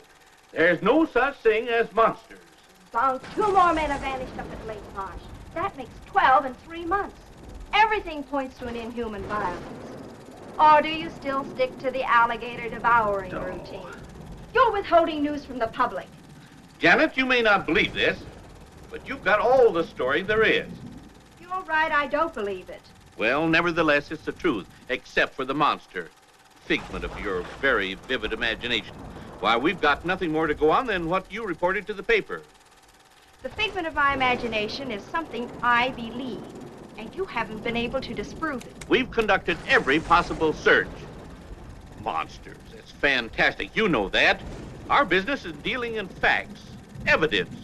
Can't you see that? Men disappearing. There's plenty of quicksand out there. Yeah, 12 went down in the same place. Well, we're doing our best to solve it. Maybe your best isn't good enough. Janet! No, I mean it. No clues. What's this? A dancing costume? And this, a pogo stick? Well, I've got to admit those were found at the lake. But remember, they were in your own story. No human did this. So you say.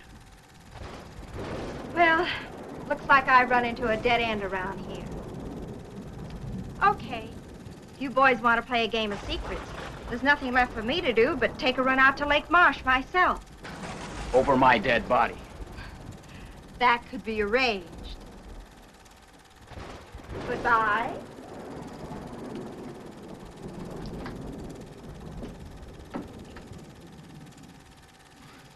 She's just crazy enough to do what she says. You know what, Captain? What? I think you're right.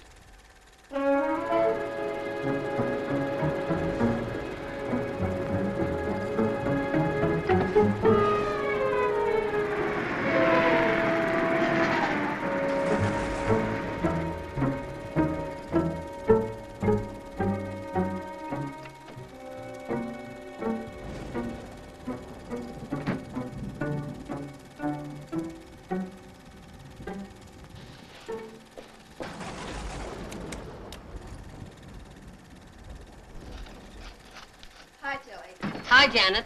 Long time no see.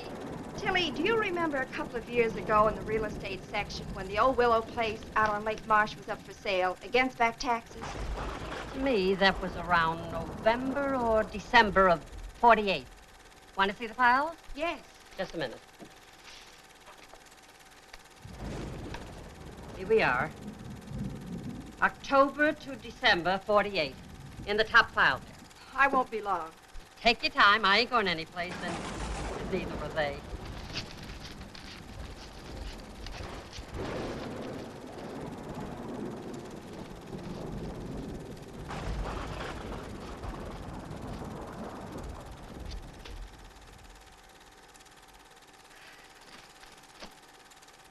Find what you wanted, Janet? Yes, thanks. Sorry to leave such a mess for you. Well, that's what I get paid for. Here, you dear Tilly. Call the boss. Tell him I'll be gone the rest of the day. I'll report in later. Sure thing. Want something hot? Could be. Oh, and Dick. Call him at headquarters. Break my dinner date with him. Tell him I have an ulcer or something. Leave it to me. I fix it. Hi, Janet. Oh, hi, Marge. Janet, still on the monster hunt? What do you think? I think the boss has been looking for you all day. Something about the police wanting those monster stories 86. You've got the whole town in a panic. I didn't hear you. I said I know what you said, but I didn't hear you. I get it. See you later.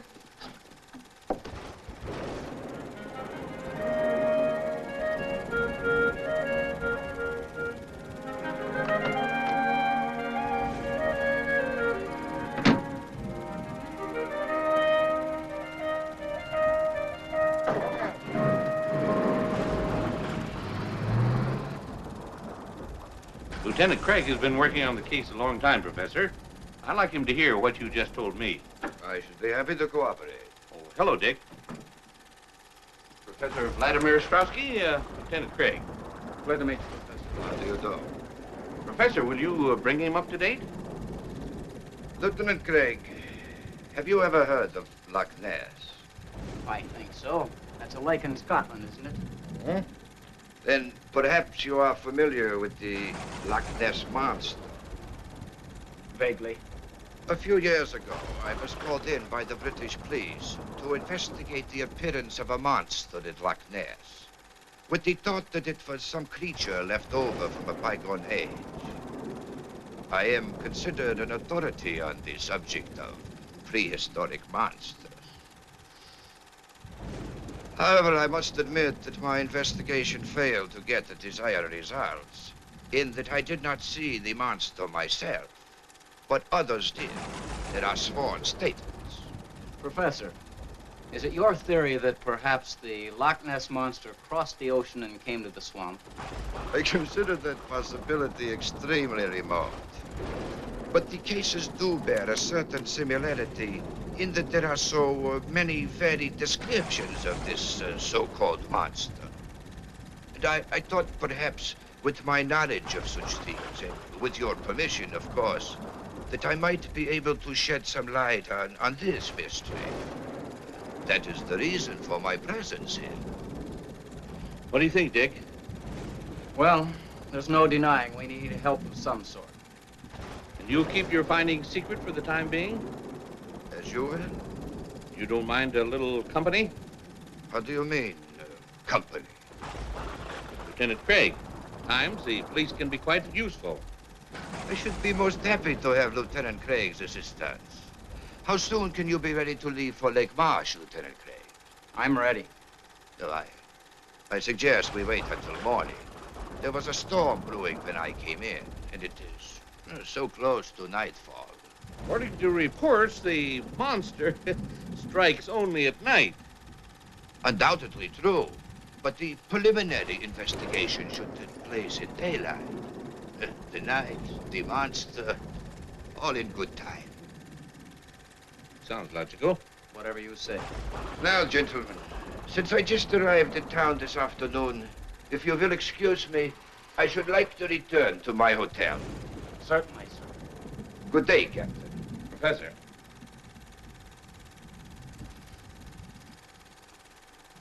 Until morning, Lieutenant Craig. I'll be here.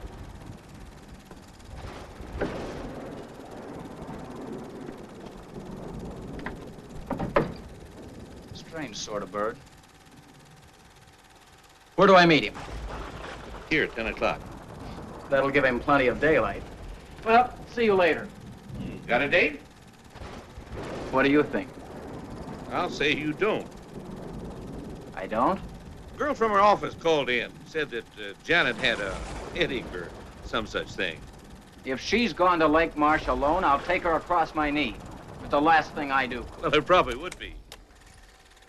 Watch him, Dick. Strowski? Just a hunch. Right.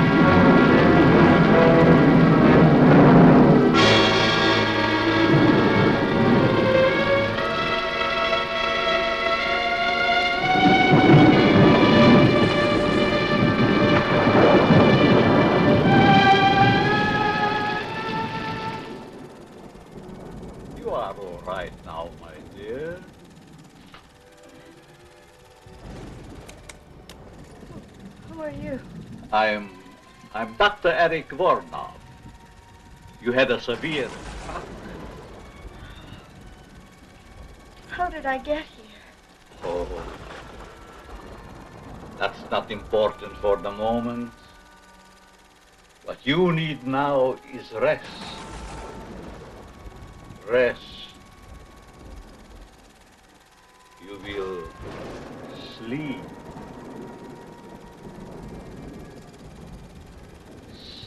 Sleep. For the lovely young lady. Sleep.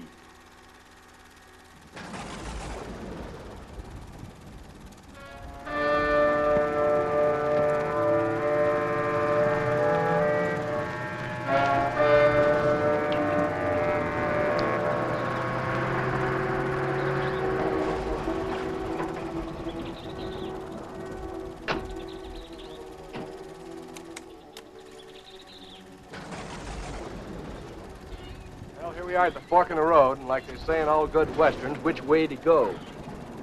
Well, that's the road to the Willis place. Let's take a chance on that one. Okay. You know, I get to hate this swamp more every time I come out here. You just weren't born for swamp duty, Marty. I guess you're right. I'd like to transfer to a department as far away from here as possible. The wind and the rain gives this place a gleam that just isn't natural.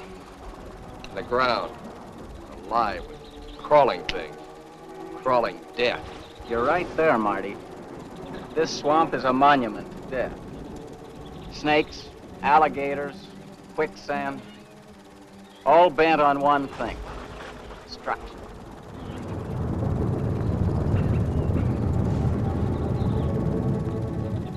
Something strange about all this rain. The lightning's been going crazy, too. Maybe it's like the papers say, all these atom bomb explosions distorted the atmosphere.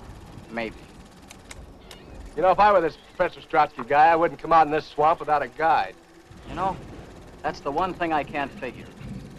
He comes to the office with all these monster stories, makes an appointment to come out here with us, and then goes off by himself. Are you sure he came out here? Where else could he go? Well, let's get at it.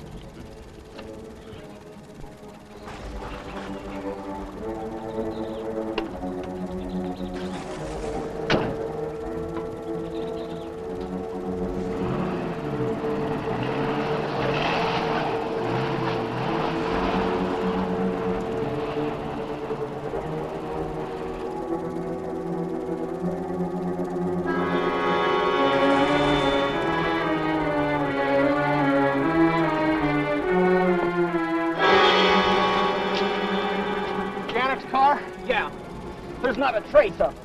Well, maybe after the accident, she found her way down the road and then back into town. I've got to be sure. Look, there's a coffee joint about 10 miles back. Let's go and check. Let's go. Okay.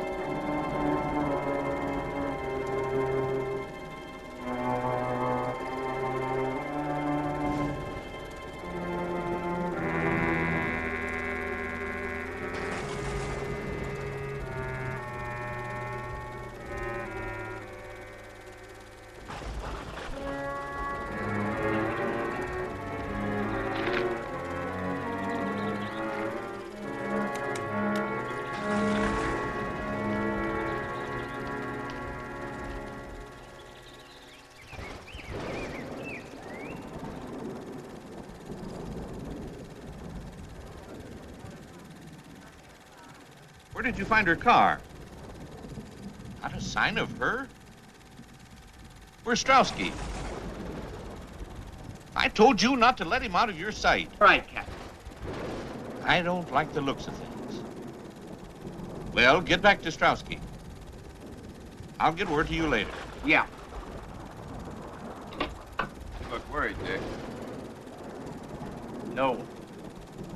Captain Robbins, her apartment, her office, no one has heard from her since yesterday afternoon. Captain Robbins is checking further. Okay, but what do we do? Orders. Find Strowski.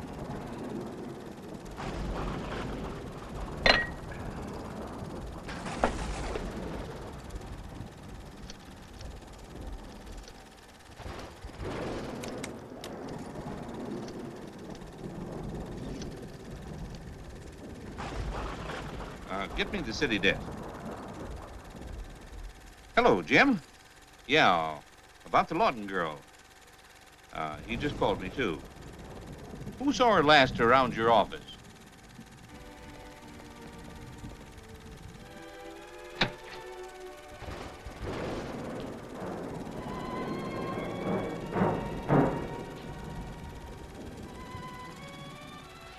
Don't be afraid of Lobo. He's as gentle as a kitten. Put a tray down.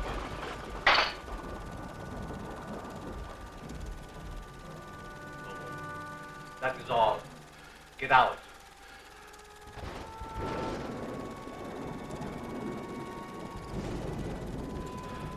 I said get out.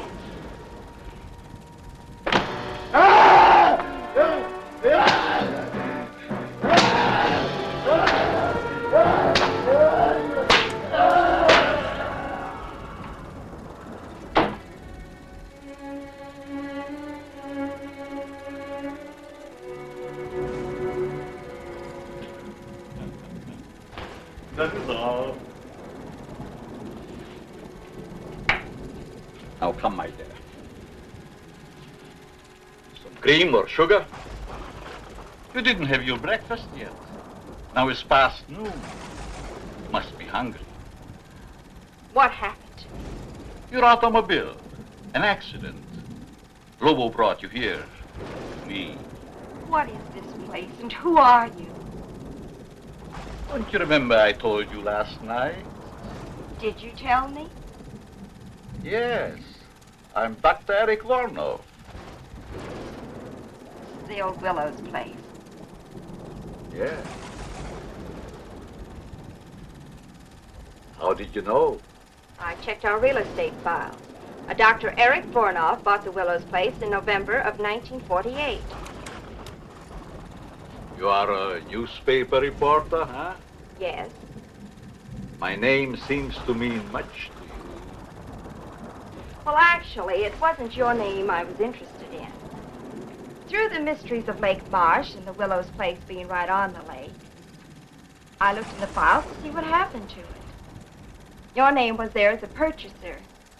I thought perhaps you might have heard something about the monster. Oh, my dear Miss Lawton, When did I tell you my name? You didn't. But since you were unconscious, I took the liberty looking into your purse. You must have seen my press card. Yes, I did.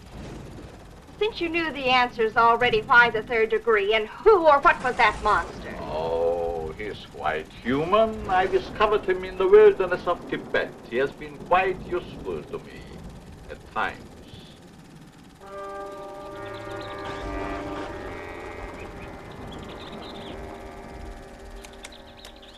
But now, since your tiring experience, I think we have talked too much. I'm not the least bit tired. But you are tired.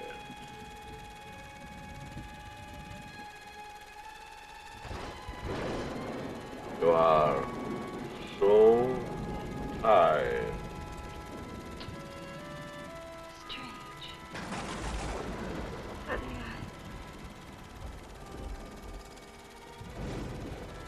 I do feel very tired.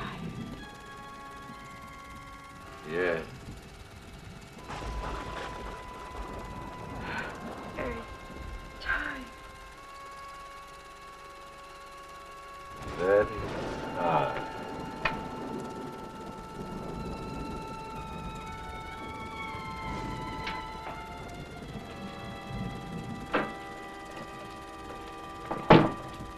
Lobo, take the girl to my quarters.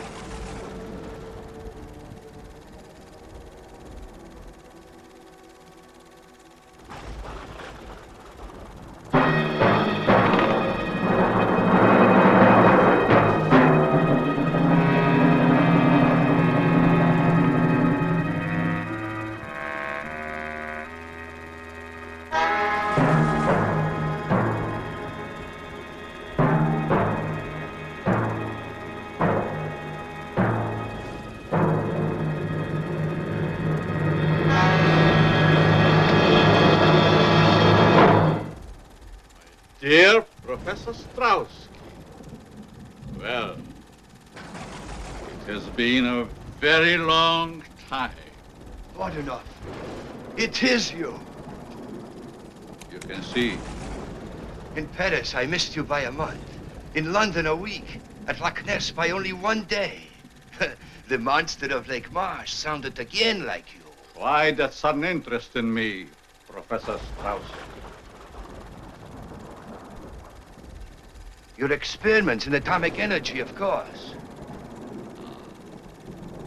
My dear country now believes in my work, that it can be a success. Our government wants you to return, Voronov, to continue your research and experiments there, where you can have everything at your disposal. Why do you laugh? Surely this is not a laughing matter. My dear Professor Strauski, 20 years ago, I was banned from my homeland, parted from my wife and son, never to see them again. Why? Because I suggested to use the atom elements for producing super beings. Beings of unthinkable strength and size. I was classed as a madman, a charlatan, outlawed in a world of science which previously honored me as a genius. Now, here in this forsaken jungle hell, I have proven that I am all right. Now, Professor Strauski, it is no laughing matter. Yes. Yes, indeed, it was a tragic error. But as soon as I learned how correct your findings were, always have been, I informed those in authority. Voronov, I have searched for you everywhere. Everywhere I hear stories of monsters. Now I am here, sent to bring you home. Home?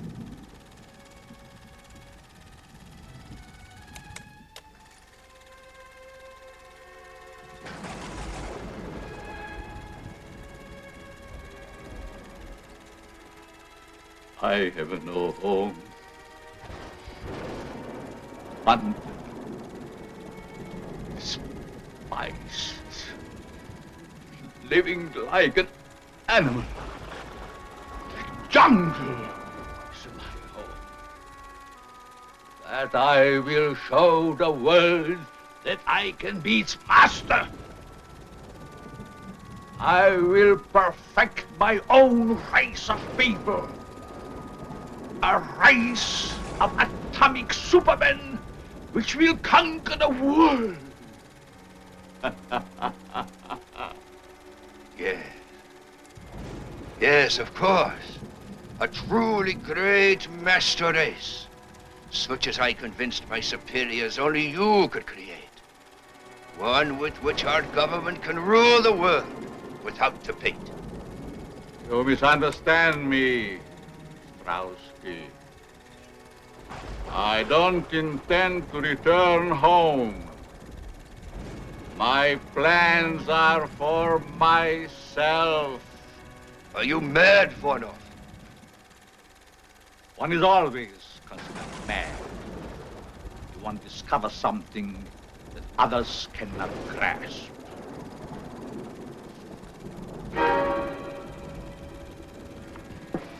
Our government ordered me to bring you back. I'm afraid you will find it rather difficult.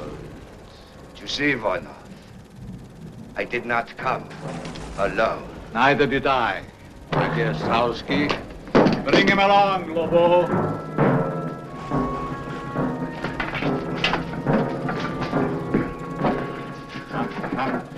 Hurry!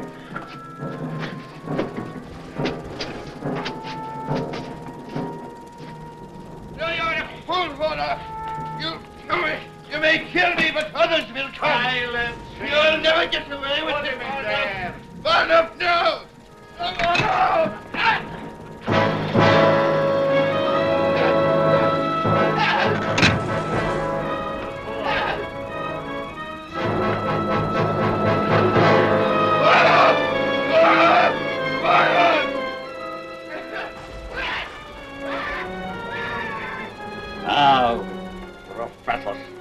Strauski. You will get a much closer view of the product of my genius. The alleged monster of Lake March.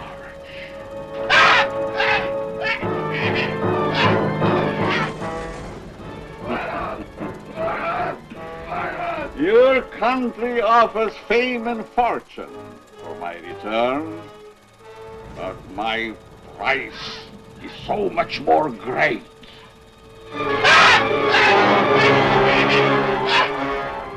You will disappear, Professor Strauski, just as all the others have disappeared.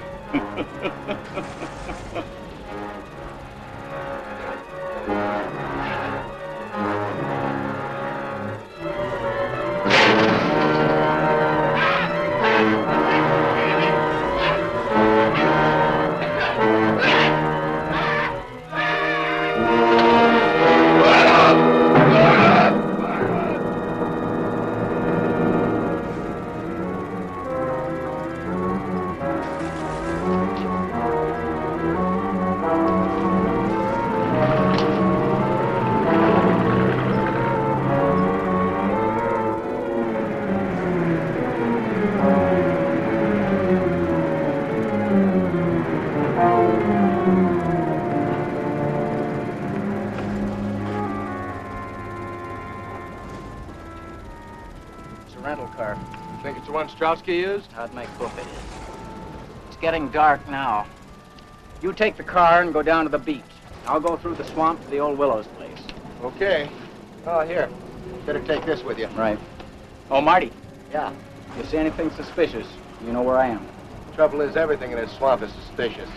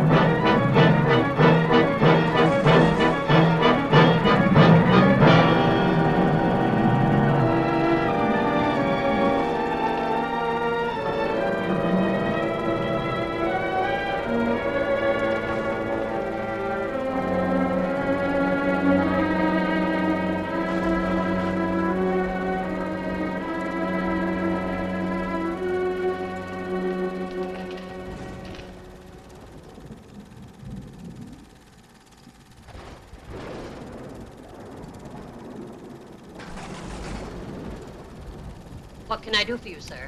Captain Robbins. Homicide. Why, Captain, I haven't murdered anyone in a month of Sunday. Did Janet Lawton stop by here late yesterday afternoon? Oh, just like a policeman. No sense of humor. Yes, she stopped by late in the afternoon. Remember the time? Well, not to the second. She came in around 2 and left around 3:30. Then again, that isn't so late, is it? What'd she want? She was looking for information. That I'm sure of. Do you happen to know what that information was? Well, sure. Well? Well, what? Must we play games? I didn't know we were. What was Miss Lawton looking for in the files? Oh, well, why didn't you ask that in the first place instead of all your chit-chat? She was looking over the real estate files in October, November, and December of 1948. In particular, the sale of the old Willows place out on Lake Marsh. Did she find what she was looking for? Well, I guess she did. At least she found the sales notice. I saw it myself after she rushed out. She left the paper open at the November 26th date. Want to see it? Very much. Well, it's right up there. I haven't had time to put it back yet.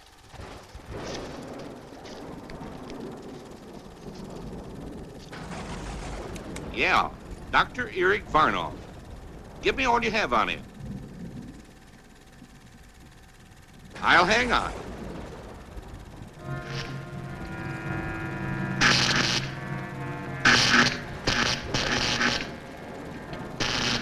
Now we're ready for the girl.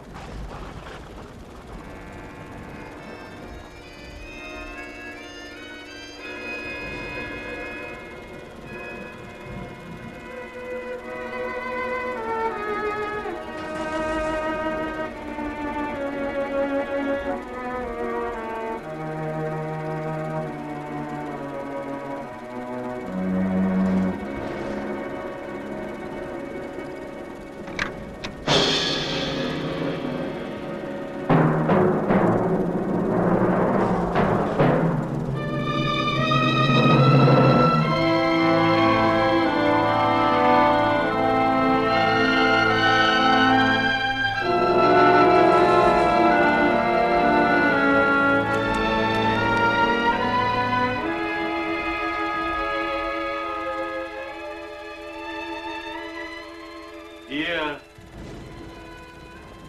Love.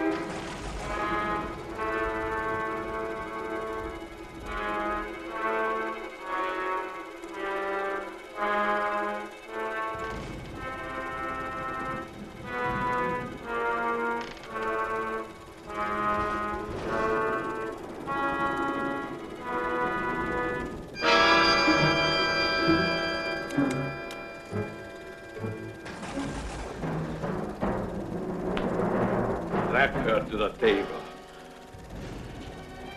Do as I command you. I teach you to disobey.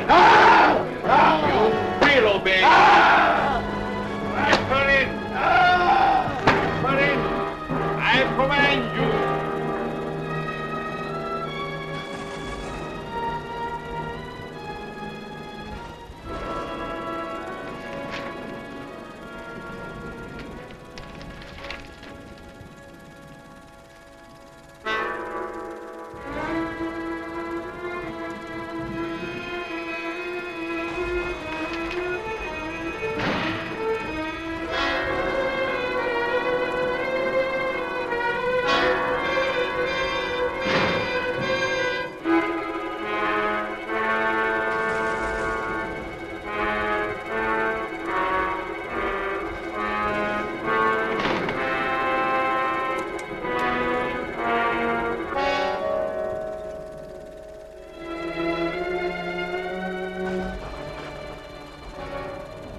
Get the equipment ready.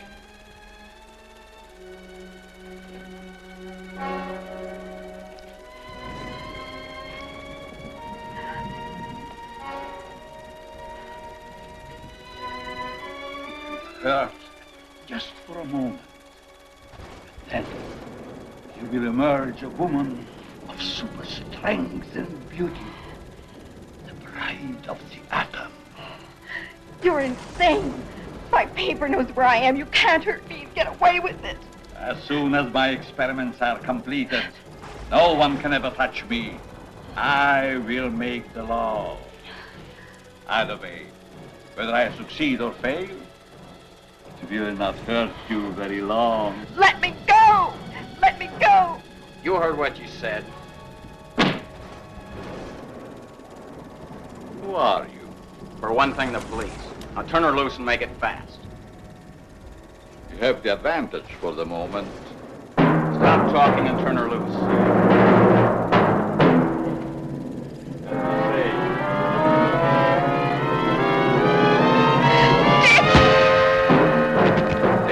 quickly.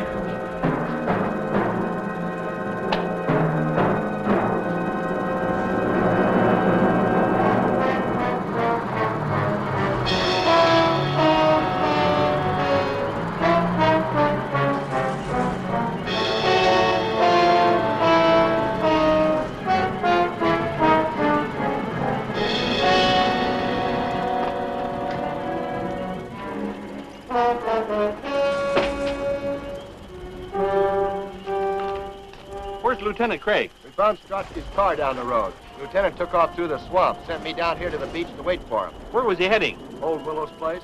Kelton? Yes, sir? Now, this is your first time out. Don't mess up the operation. Yes, sir. I mean, no, sir. Martin, you stay with me. Yes, sir. Come on.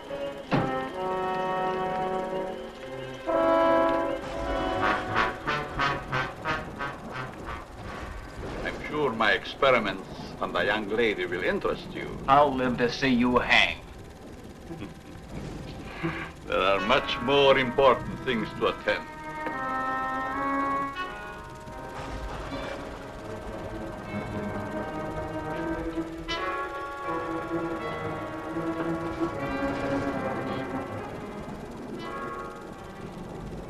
I hope the straps are not cut. Such lovely skin should not be marred.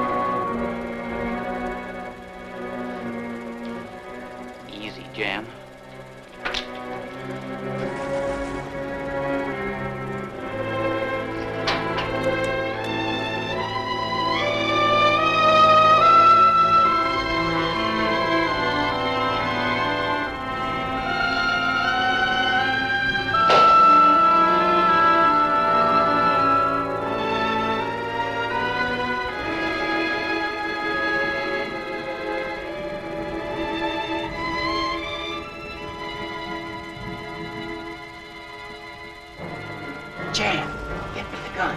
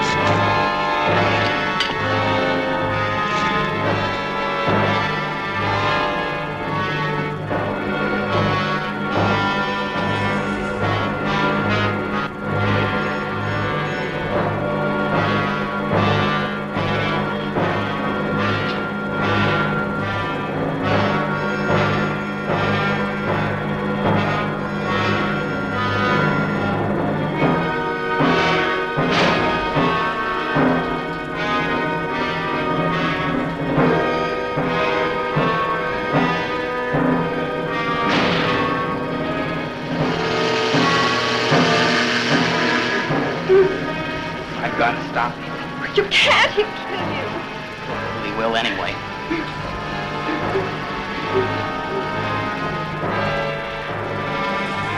Stay here. Turn that thing off.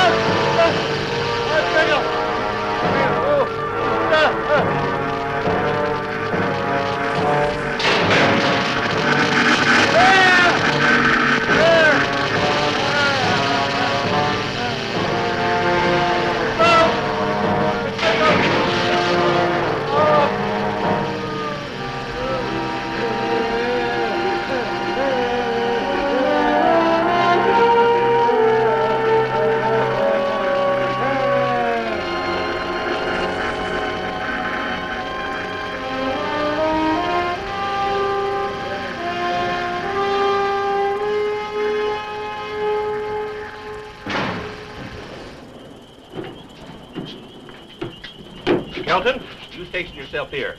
You men surround the house. Martin, you come with me. All right, Captain. Ready? Right.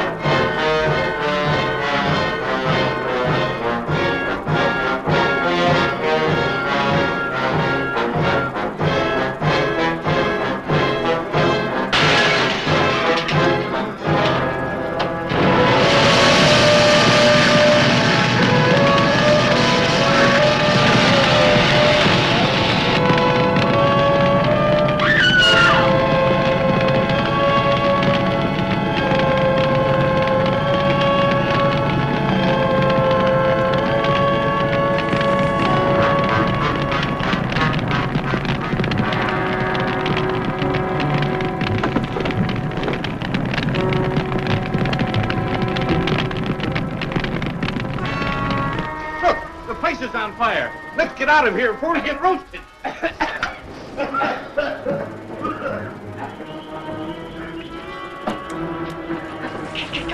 Captain, look!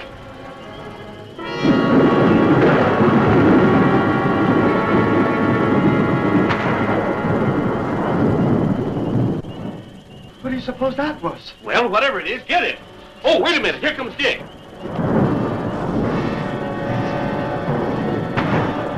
He got Jan. Get him. No, don't shoot. Might hit Jan. Let's go.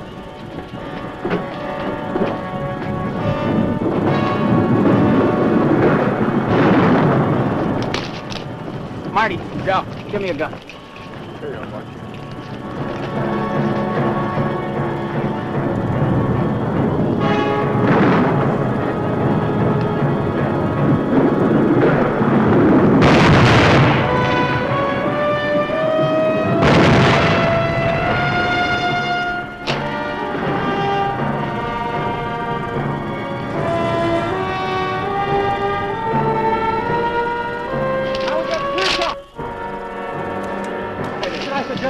No!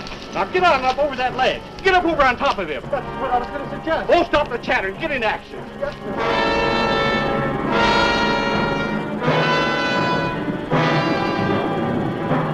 Now he's clear. Give it to him.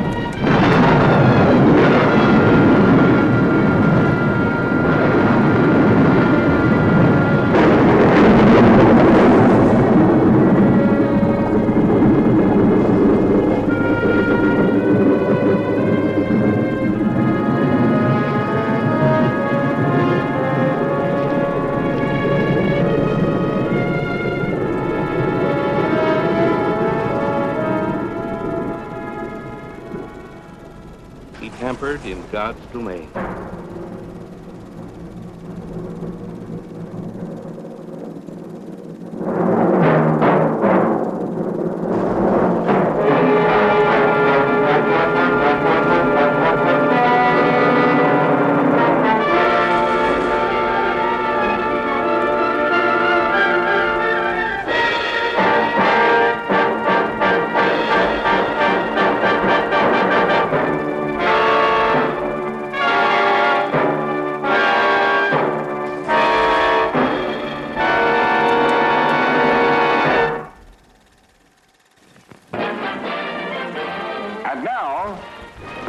Show starts, let's enjoy an intermission.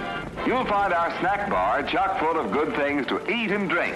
Tasty, tempting hot dogs, thirst-quenching soft drinks, fresh, crunchy popcorn, a complete assortment of delicious candy, and a full line of cigarettes. You've plenty of time, so visit the snack bar now. A tasty treat will double your enjoyment of the show. Show starts in 1 minute. monsters do have their place. In the zoo, in your nightmares, in the deep, in your favorite horror movies. But not in your living room, on your TV.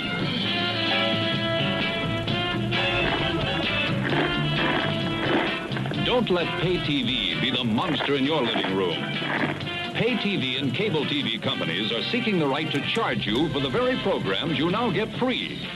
If you want to stop pay TV and save free television, sign the petition in the lobby of this theater.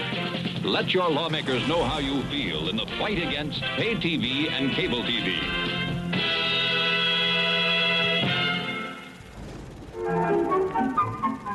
It's showtime.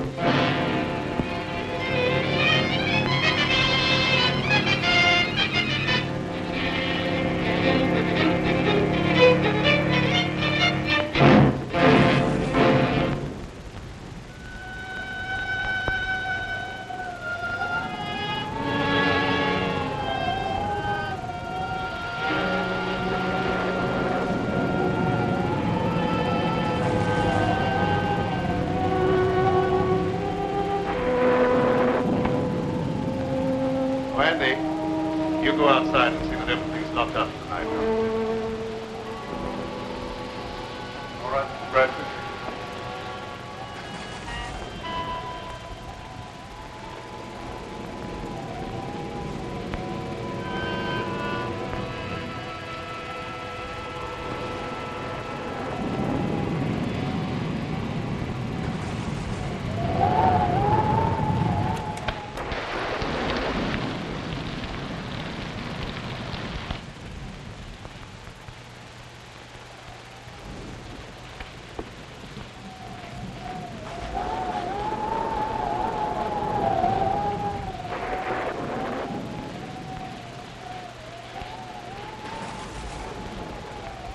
Stay where you are and keep your trap shut.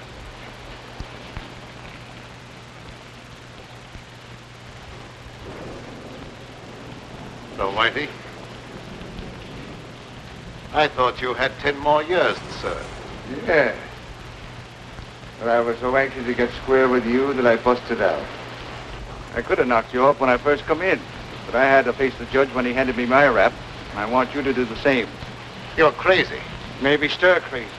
If I am, I got you to blame for it.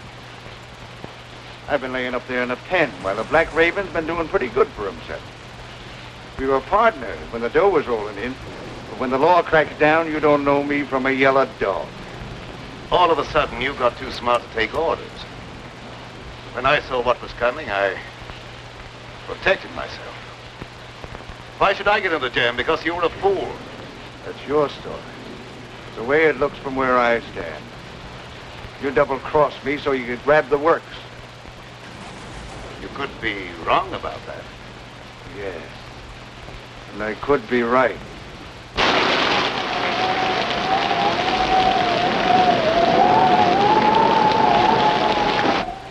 You weren't satisfied with a 50% cut. So now I'm going to give you a 100% payoff.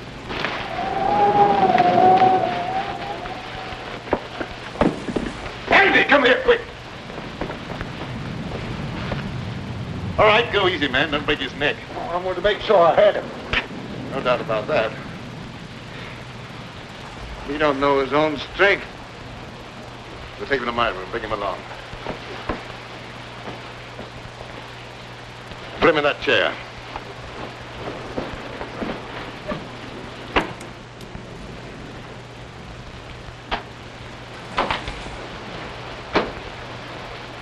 What's the matter? Didn't he like the service? He's suffering from rapid delusions aggravated by a moronic mentality. Is that bad? Might prove fatal. I hope it ain't catching. Let up on me, Raven. I won't bother you no more. I'm quite sure you won't bother me anymore. What are you going to do with me? You've still got another 10 years to serve. That'll keep you busy for a while. Don't turn me in. I'll promise to leave the country and never come back. I'd be a fool to take a chance on trusting you when I don't have to.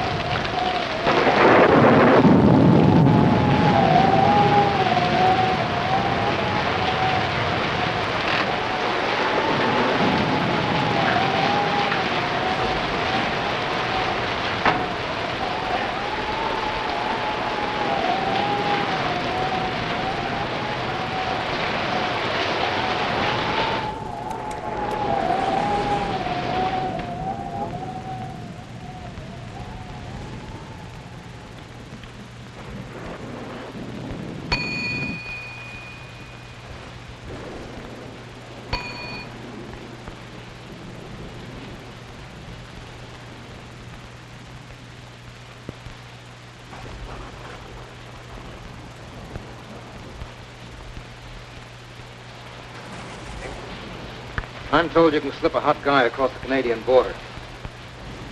I don't think I know you. I'm Mike Bardoni. You're the Black Raven. Have that mug put my car away. Andy? Oh, I'd like to dry out sometime tonight.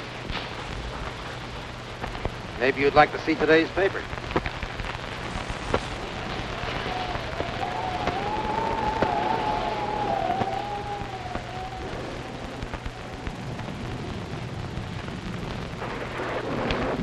Register, please. I don't think so.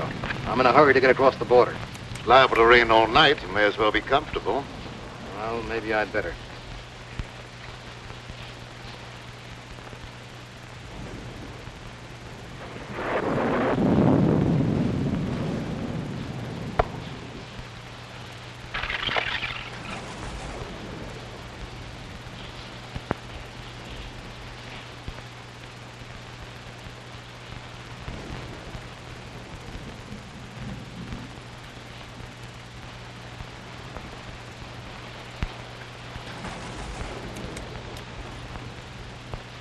Mike Bardoni, the big shot. In solid with the state organization. Taking the underground to Canada. What's the answer? My racket's paying off big, so Tim Winfield decides to take over and make me an office boy. I don't play that way. He tosses me to the coppers. I'll come back when the heat's off and settle with him. Tim Winfield, huh? He's a bad man to fool with. Others have learned the hard way. All right, so it won't be easy. You think I got where I did by being a cream puff? How about some grub? I didn't take time to stop and eat. I'll see what I can do for you.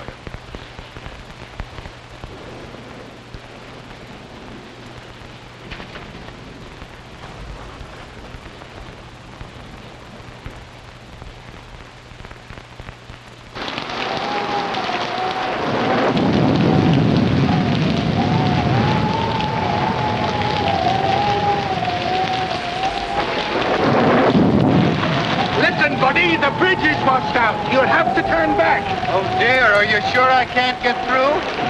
I just said the bridge was washed out. I'm sorry. But just a minute, mister. Are you sure it's impossible to cross? Listen, buddy, if it was possible to cross, you don't think I would be standing here? Oh, no, of course not, mister. But how am I going to get over? You are nuts. But is there no other way? This is a matter of life and death. Whose? Yours or mine? Oh, please, now you're joking. There must be other roads. Sure there is, but they're all washed out. Well, have you any idea how long it'll be before the bridge will be fixed? That just depends upon how long this storm is going to last. But if you must wait a while, there is a little shack down the road belonging to the highway police. Oh, no. If I have to wait, I'd much rather take a room for the night, or until the storm subsides. Well, then turn back about a mile to a place called the Black Raven. They might be able to put you up. Oh, thank you. You are welcome.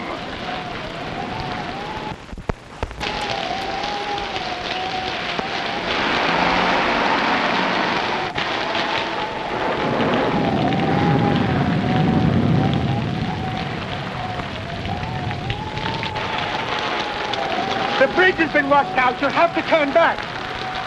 Do you have any idea how long it'll be before we can get through? I'm afraid it won't be for some time. Is there any other way across the border?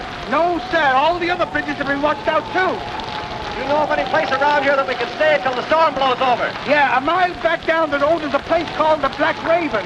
I'm sure you can get accommodations there for the night. The Black Raven? The Black Raven. Thank you very much. You're welcome. What are we going to do? I don't know, darling. But we're not going to give up, even if your father's political influence did keep us from getting a marriage license in this state. I wish we hadn't tried to elope. Why, dear? Father's a vindictive man, and I'm afraid he'll make trouble for you. He has no political influence in Canada. We're not in Canada yet. No, but we will be. We'll manage somehow in the morning. I hope so, before Father catches up with us. Well, we'd better get out of here before this storm gets any worse.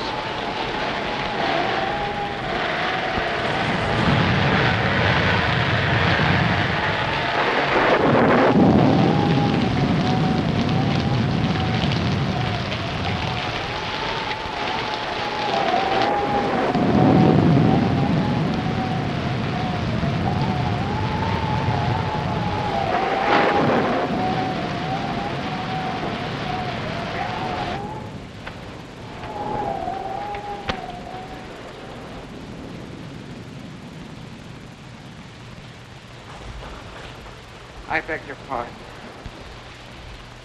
I beg your pardon. Yeah? What for? I just beg your pardon, that's all. Don't bother me, screwball. Are you the proprietor? No. He's out in the kitchen scaring up something to eat. Good evening. Did you want a room? Yes, the highway bridge was washed out. So I heard. Let me take these. Oh, never mind. I'll carry these. All right. This way, please.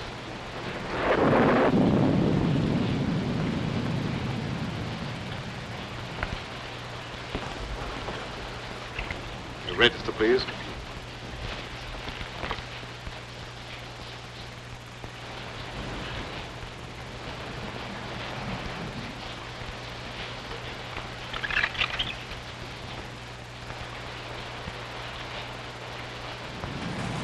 Going to Canada? Yes, I thought I'd spend my vacation up there. Excuse me.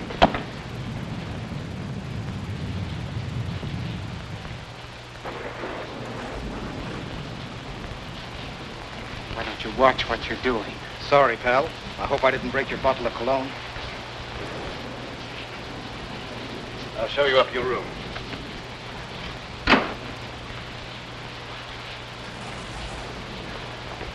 Oh, Andy, there's another car outside. One's putting away. Another one? Oh, this keeps up, I'll never get dry. Will it only have the key to your car? Oh, yes, of course. You come with me.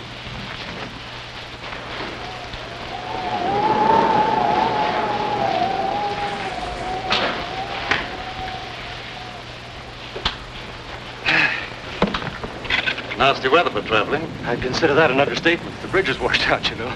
I know. Will you register, please? Yes, thanks.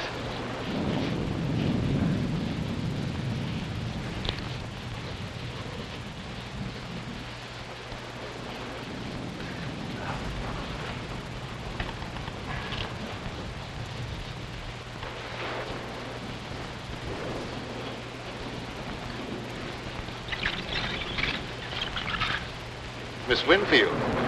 Any relation to Tim Winfield? He's my father. Do you know him? Known him by reputation. He's a very prominent man. You see, we lack his blessing. That's why we're planning on being married across the border. I can well understand that. No.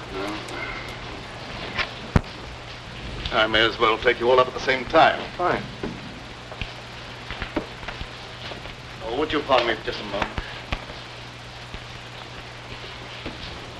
You're ready. I'll have Andy take you on your way. Oh, there's no hurry.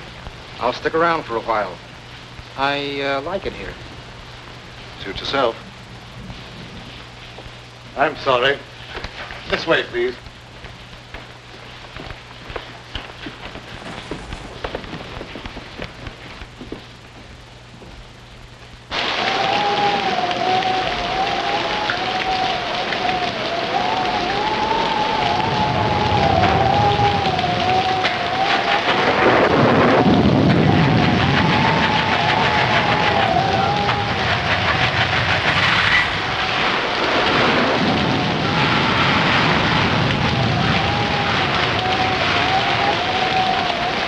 I'll be with you in a minute, Mr. Smith.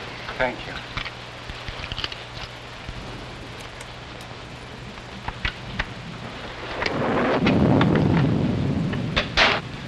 I hope you'll find this room comfortable, Miss Winfield.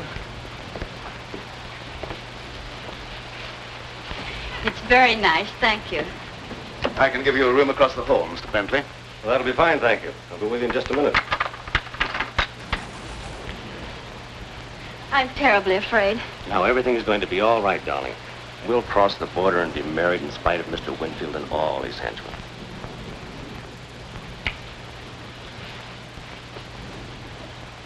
Remember, don't worry.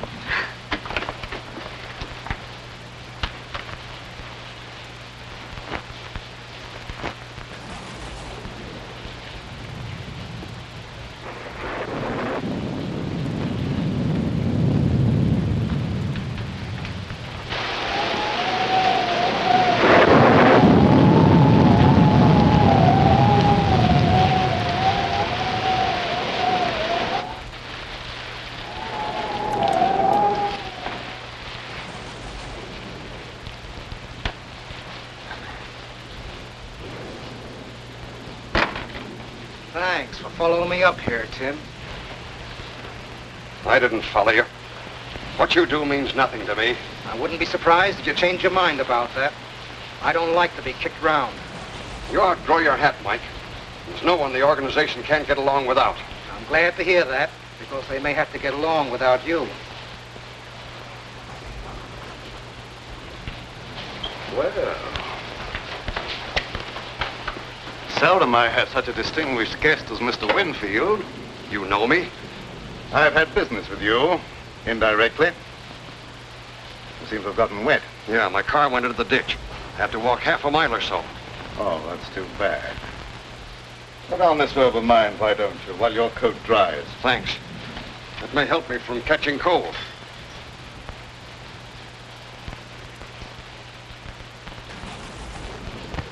What business did you have with me indirectly?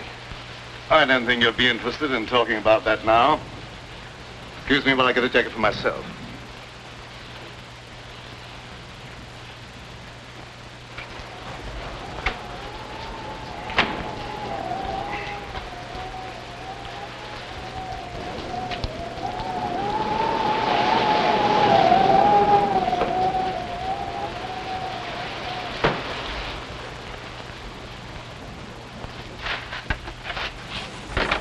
There's another car out front, Mr. Oh, pardon me. I thought you was Mr. Bradford. Andy, come here. Mr. Bradford, there's another car out front. Never mind about that. That prisoner escaped. You've got to search the house from top to bottom. You've got to find him. Who searched for who? He may be dangerous. He is very dangerous. That's why you must find him right away. And that don't make me anxious to find him.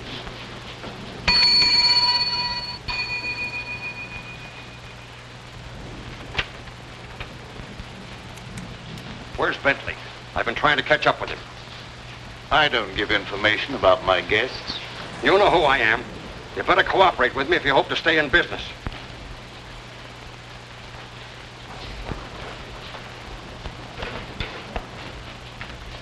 I warned you to stay away from my daughter, and you brought her here. That's right. But as soon as we reach Canada, we're going to be married. You'll never get to Canada. Look here, Mr. Winfield. Lee and I love each other. Not even you can stop us. I could kill you for that. A lot of people have felt that same way about me. But I'm still very much alive. I hope for Lee's sake that you and I might someday be reconciled. But I won't take that, not even from her father. You'll take more than that. I haven't even started on you. Lee isn't quite 21. And I'm going to have you prosecuted for kidnapping. I'll make sure you get the limit. Andy, don't stand around there. Do what I told you. Yes, sir.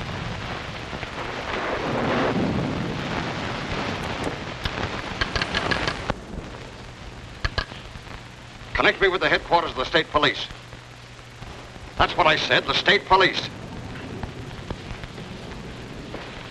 What's going to happen? Why is Father calling the police? Call out the Marines if he could to keep us from getting married. Operator! Operator, are you asleep? This phone's dead. It's all right a minute ago. You probably noticed there's a bad storm going on. Anything could happen.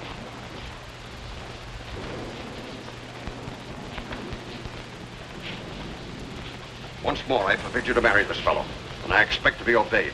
You've no right to allow a stubborn prejudice to interfere with my happiness. I'll be the judge of that.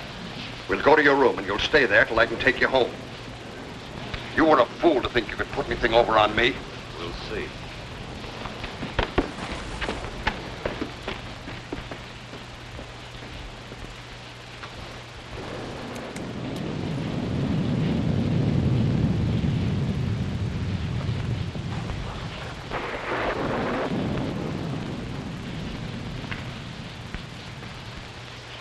Keep your chin up. Race can't always be against you. Thanks. Things look pretty black right now.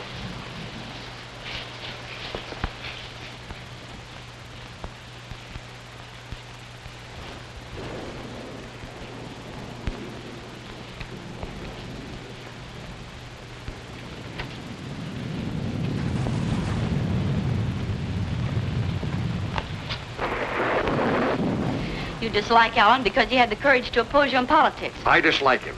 That's enough.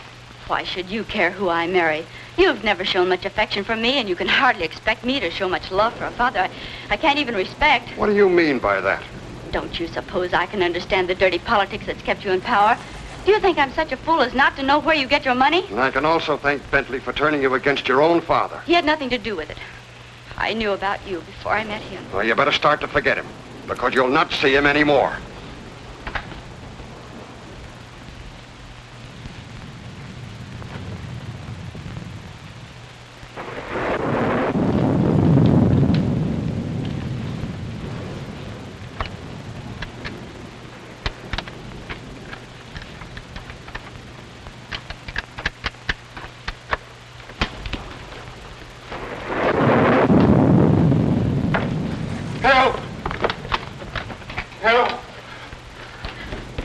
Someone tried to break into my room. Man or a woman? A man, I suppose. Why would a woman want to break into my room? Yeah, I guess you're right. This is no joking matter. My life may be in danger. All right, all right. I'll go look under the bed for you. Thank you.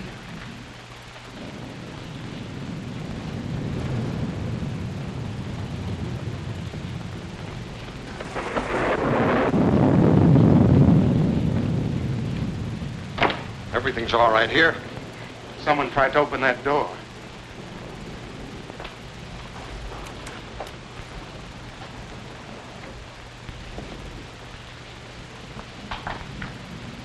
That door's locked. Must have rattled in the wind. I don't think so. It sounded exactly as if someone was trying to pick the lock. It's just your imagination.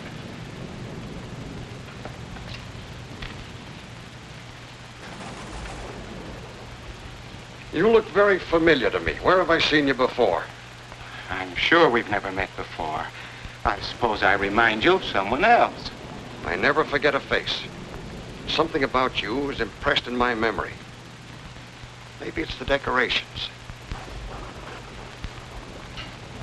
I got it. You're Horace Weatherby, the missing bank cashier. I've seen your picture in the papers. I don't know what you're talking about.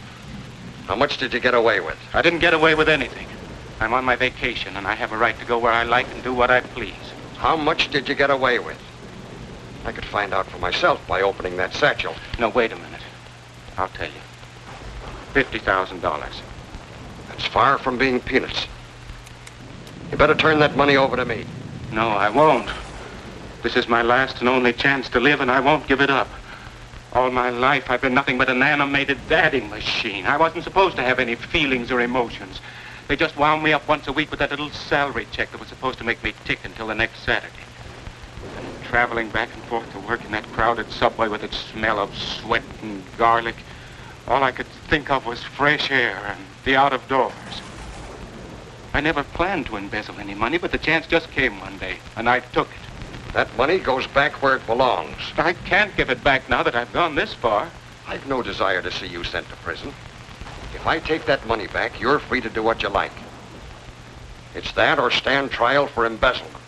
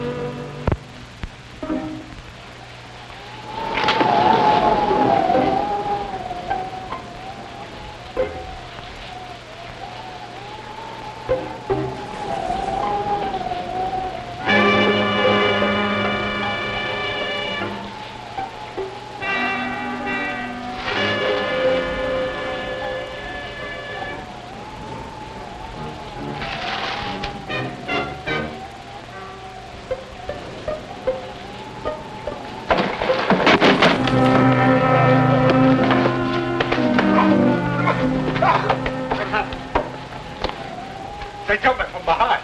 Who? A whole bunch of them. Take your foot out of that clothesline and you won't be attacked anymore.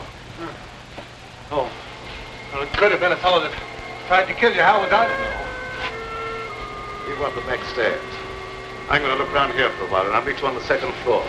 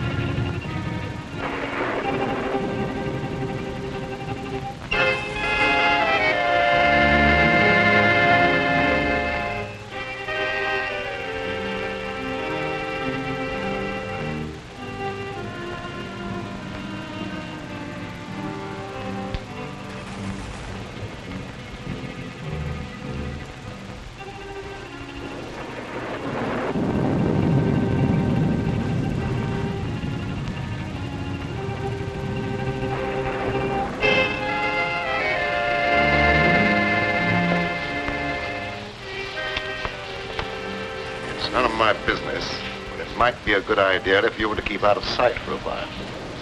I'm not running away.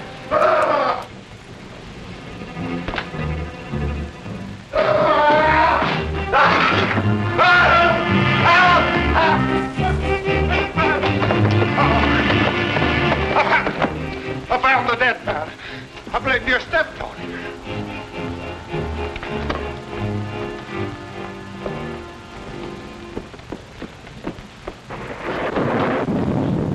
In there.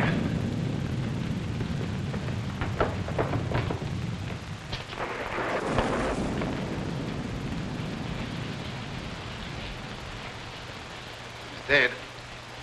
Something must have hit him a terrific blow on the head. It gave me a funny feeling when I seen him laying there with your robe on. For a minute, I thought it was you. Did you look around to see if anyone was hiding in the room? No, sir. As soon as I seen that corpse, I left right now. Let me out! Let me out of here! You better stay here. Somebody let me out! Somebody let me out of here! What happened? Why is everybody so excited? Your father met with an accident.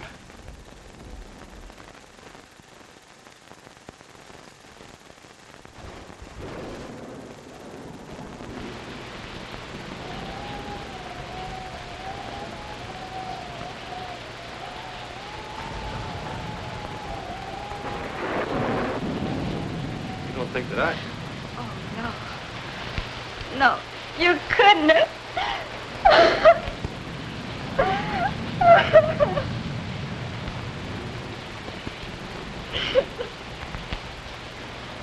Oh, dear, how awful. How did it happen? Evidently, someone didn't like him. Oh.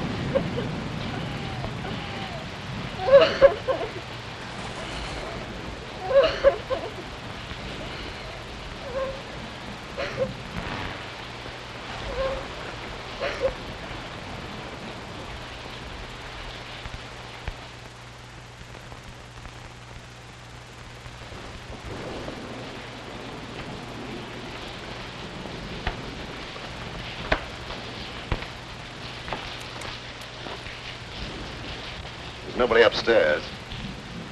One of our guests seems to be missing. Yeah. How about that fella that's trying to register? John Smith. Well, there's your murderer. Might be.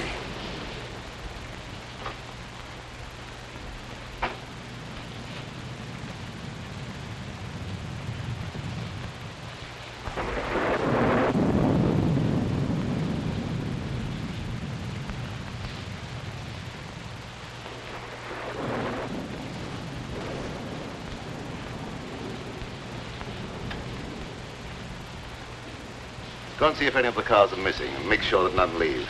Yes.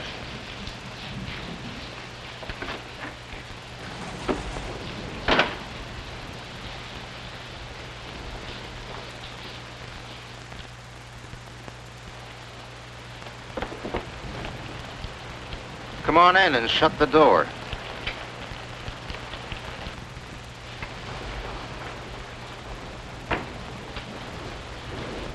Where's that money?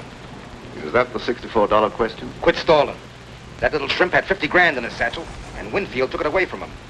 And then what? Well, somebody's got that money now, and it could be you. So you killed Winfield? We won't worry about who killed Winfield. Where's that dough? I don't know. Thank you for telling me about it. Well, maybe I'm wrong. I don't know. Maybe that young fella got himself a wedding present the hard way. Anything's possible, but I don't believe that's the answer. But where's that money now? It isn't a pigeon that can fly home by itself.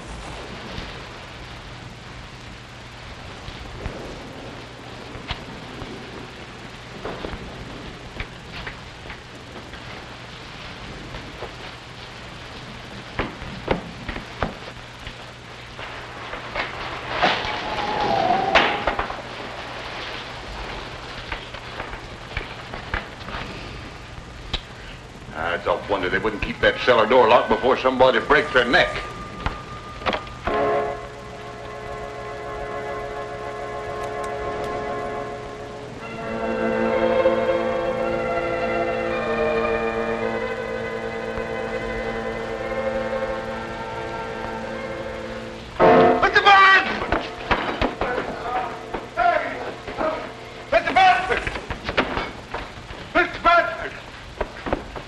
What is it this time? Someone down the cellar. You probably heard a mouse. I didn't hear nothing. I seen a shadow. Plenty of shadows down there. Yeah, but they stay put. They don't move around. With your imagination, you could see the Statue of Liberty do a conga.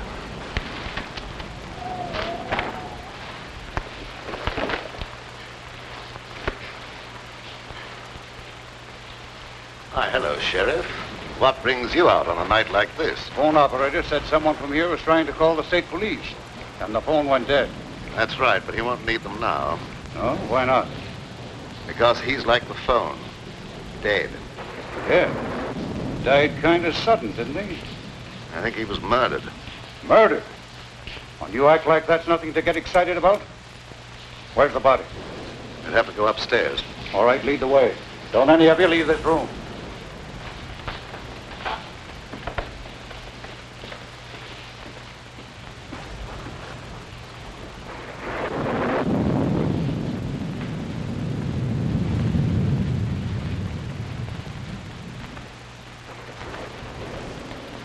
There he is.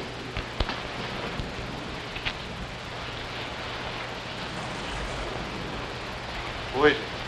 Tim Winfield. Tim Winfield? Why, he's one of the big men of the state. They've got to land someone for this murder. That ought to be easy for a man of your ability. Don't you worry about my ability. What do you know about this murder? No more than you do at the moment. Well, I'll decide about that later. Who found the body? Andy. He was looking for an escaped convict. Oh. So you think you could explain this murder by pulling an imaginary convict out of a hat, do you? Oh, I thought you could do better than that. Let's go downstairs. I want to talk to Andy before I do any more investigating.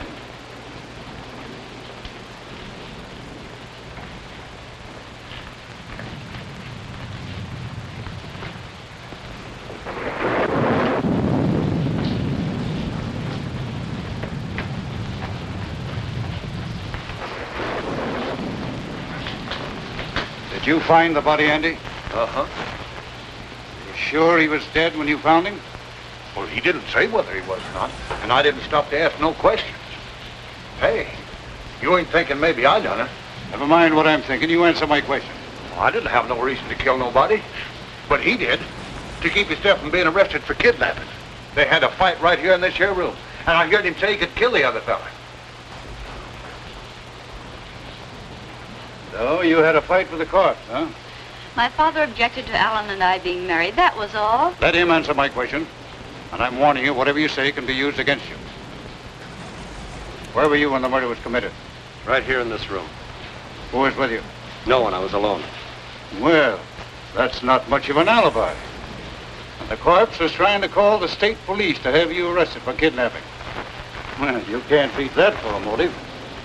I guess we can call this crime solved without much trouble. You're more stupid than usual, Sheriff.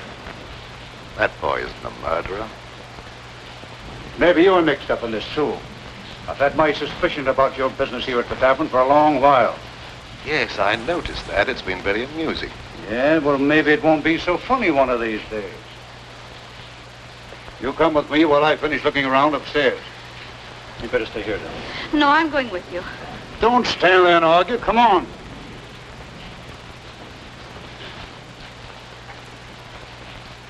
It's too bad you weren't born without a tongue instead of without a brain. Well, I didn't want him to think I done it. All right, he doesn't think you've done it, so get out. Yes.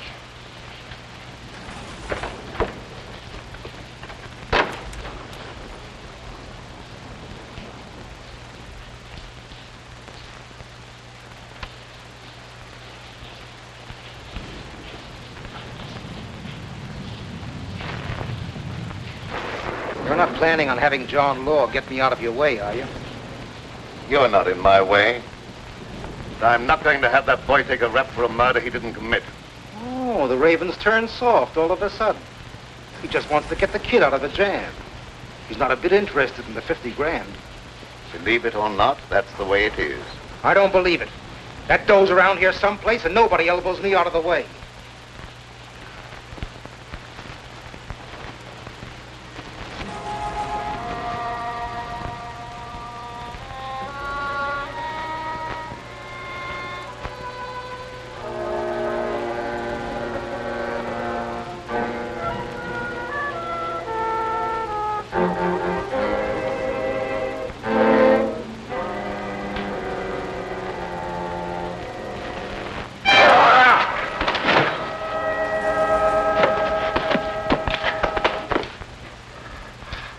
beg your pardon.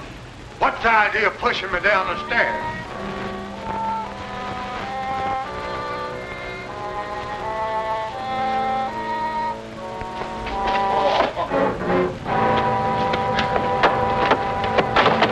I really didn't push you.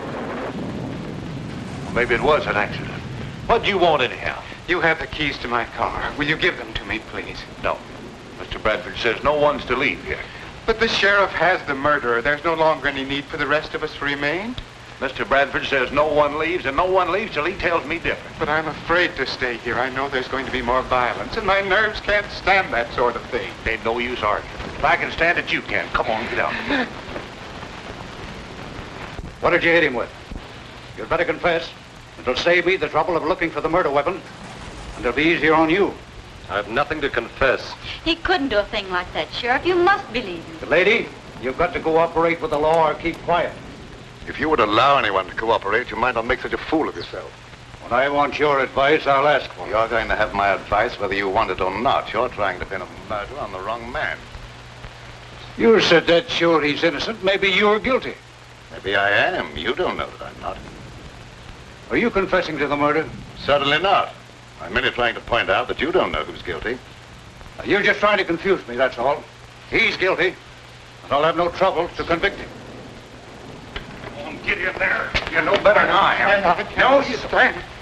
Where did Winfield go when he took that money away from you? I don't know what you're talking about. Quit stalling. I heard the whole thing.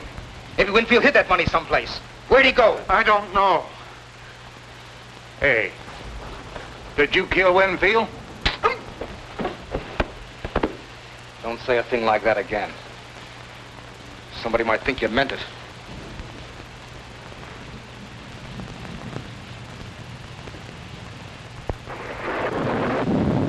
Now, why don't you confess and take life instead of the chair? I tell you, I've nothing to confess. Oh, now, you're just being foolish, that's all. You can't beat this case. Tim Winfield's got a lot of important friends, and they'll make it their business to see that you're convicted. Run out! Run! Turn me! All of you!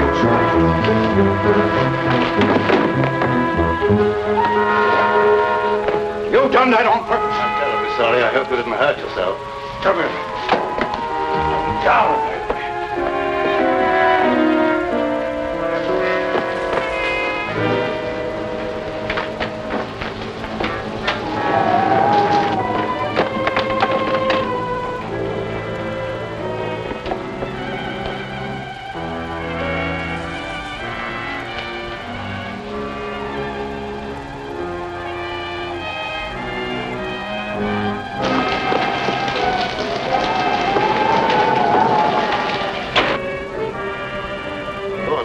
I'm sorry he made that break.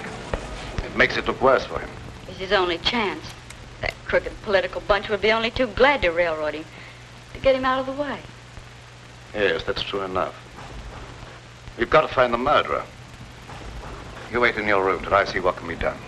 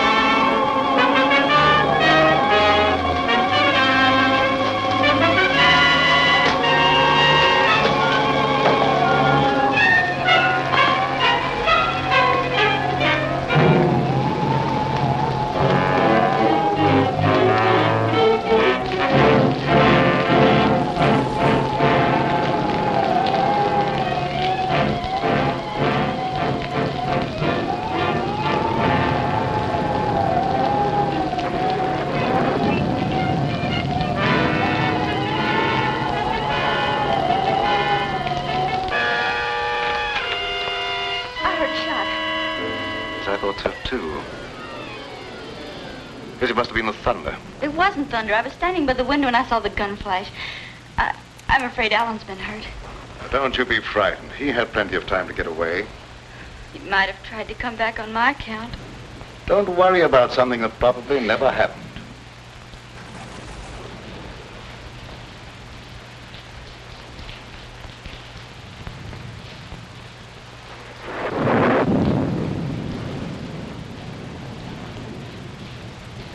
Why did that copper come downstairs and go on about his business? I really don't know. Maybe the Raven is cooking up something with him to put the skids under me.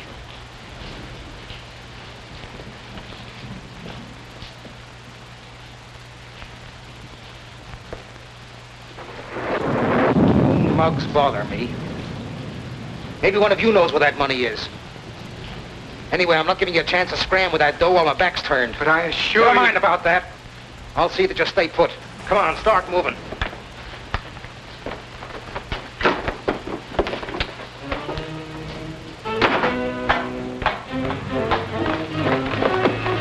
Get down those stairs. I don't like it down there. Neither do I. Who asked you what you like? Get down there.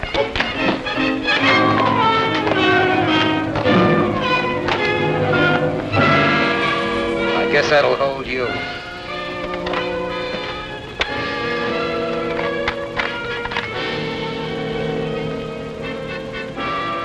You're hiding down here. I've seen his shadow creeping along the wall. What are we going to do? We may have to fight for our lives.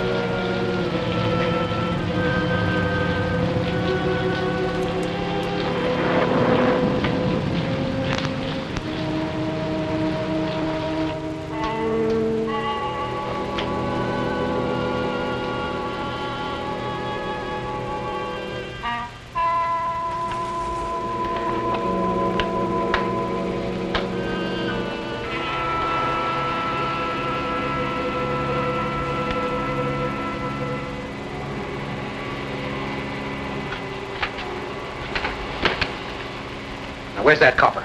Outside catching cold, I hope. Maybe the gal here knows something. She could have been slipped the satchel. What's he talking about? He has an idea that someone has a satchel full of money. Now, you're not kidding anyone. There's 50 grand around here someplace. There's also a murder to be cleared up. If you don't stop talking about that, there's apt to be another one.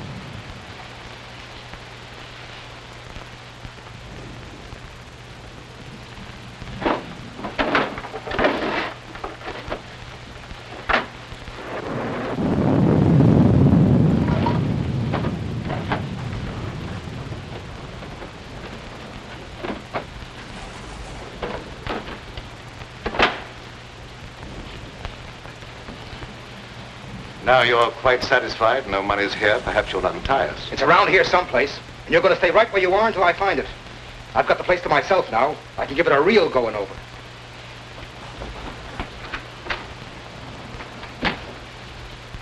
Afraid I'd overlooked this possibility.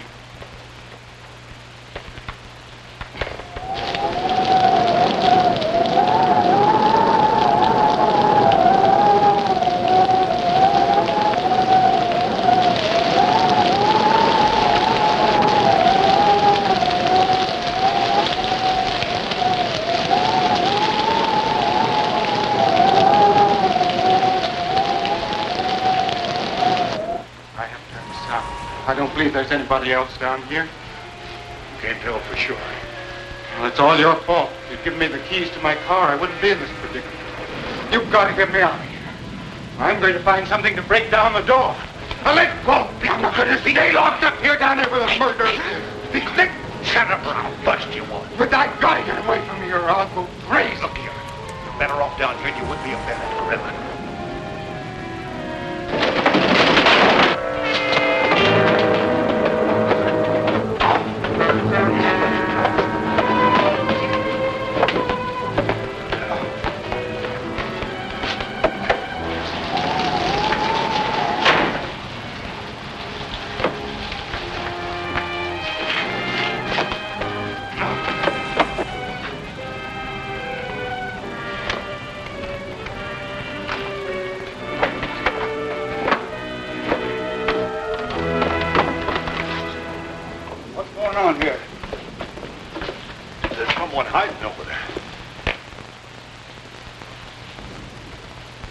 Find out who that is.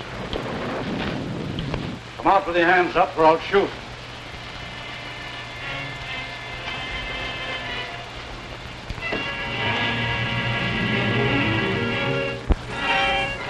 So you thought you could escape the gallows, eh? I'll make sure you don't try that again. Come on, get upstairs.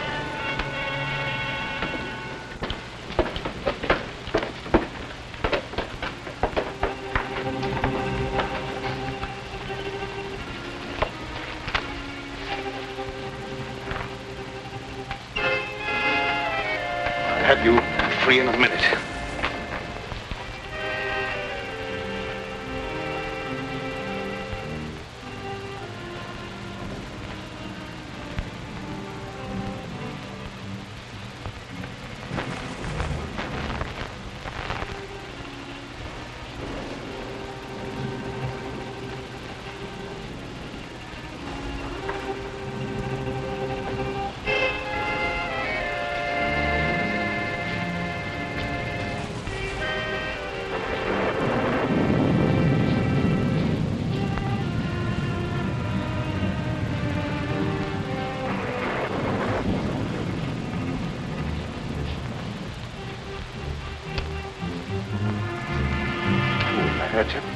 No.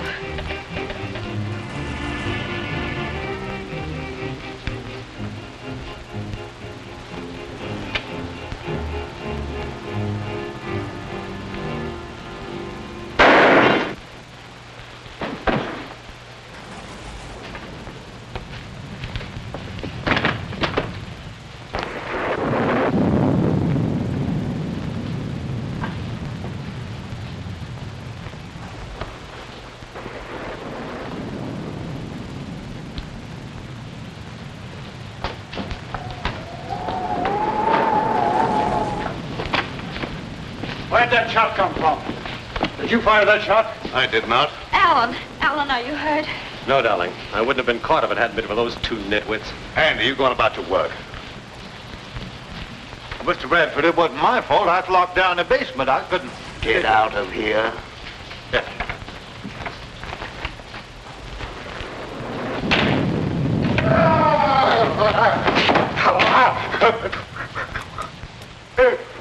What's the matter with you? Have you lost your mind again? Dead, Bela. Dead?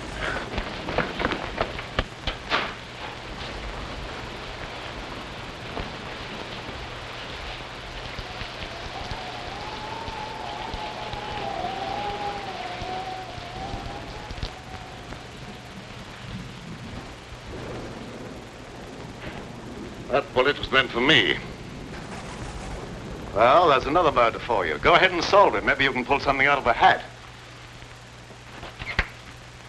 Ooh. I give up. The sheriff can handle this to suit himself. It's stopped raining. I can leave now. Will you give me the keys to my car? You can have them as far as I'm concerned. I'll be happy to see the last of this place. You'd better see the sheriff before you leave. Yes, I will. You heard him. Give me my keys. All right.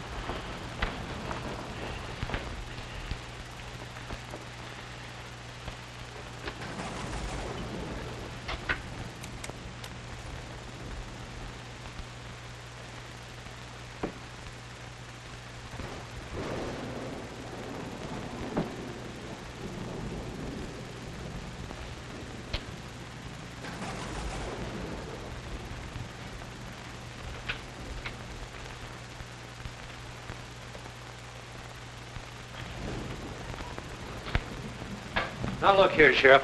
Maybe you didn't commit the second murder, but I've sure got you for the first. But, Sheriff, you're making a terrible mistake. Yeah, we'll see about that.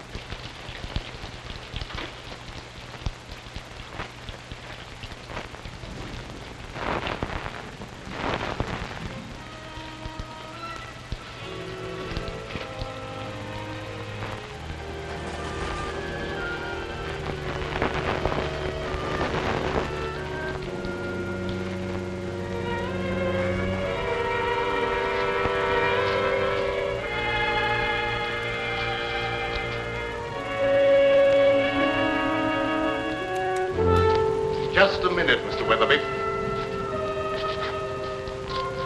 You killed Tim Winfield. No, that's not true. I didn't kill anyone. You're going to run away and let young Bentley suffer for your crime.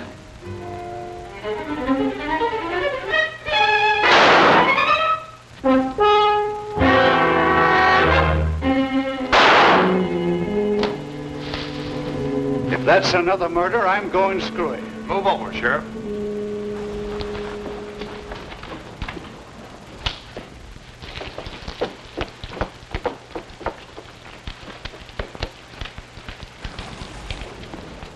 Who fired those shots? What goes on here? Here's the man who killed Winfield, Sheriff. Him? Why, I wouldn't suspect him of having the nerve to kill a rabbit. Now, just a minute, Sheriff. Let me explain. Shut up. What makes you think he killed Winfield? The evidence was clear enough, although it did take a little intelligence to unravel it. Also, he has the money. The other murderer is there. He was an escaped convict, Whitey Cole, who was after me. Why did you kill Winfield? I didn't mean to kill him. But when he took the money away from me, it was just as if he'd torn my heart out. You see, I gambled everything on that last chance to live, and without the money, it was useless. As I sat there thinking about that, I got desperate. I picked up the footstool. I followed him into a room where he'd gone to hide the money. I hit him as hard as I could. I wanted to hurt him, but I didn't think it'd kill him. And then I threw the satchel out the window, planning on picking it up when I could.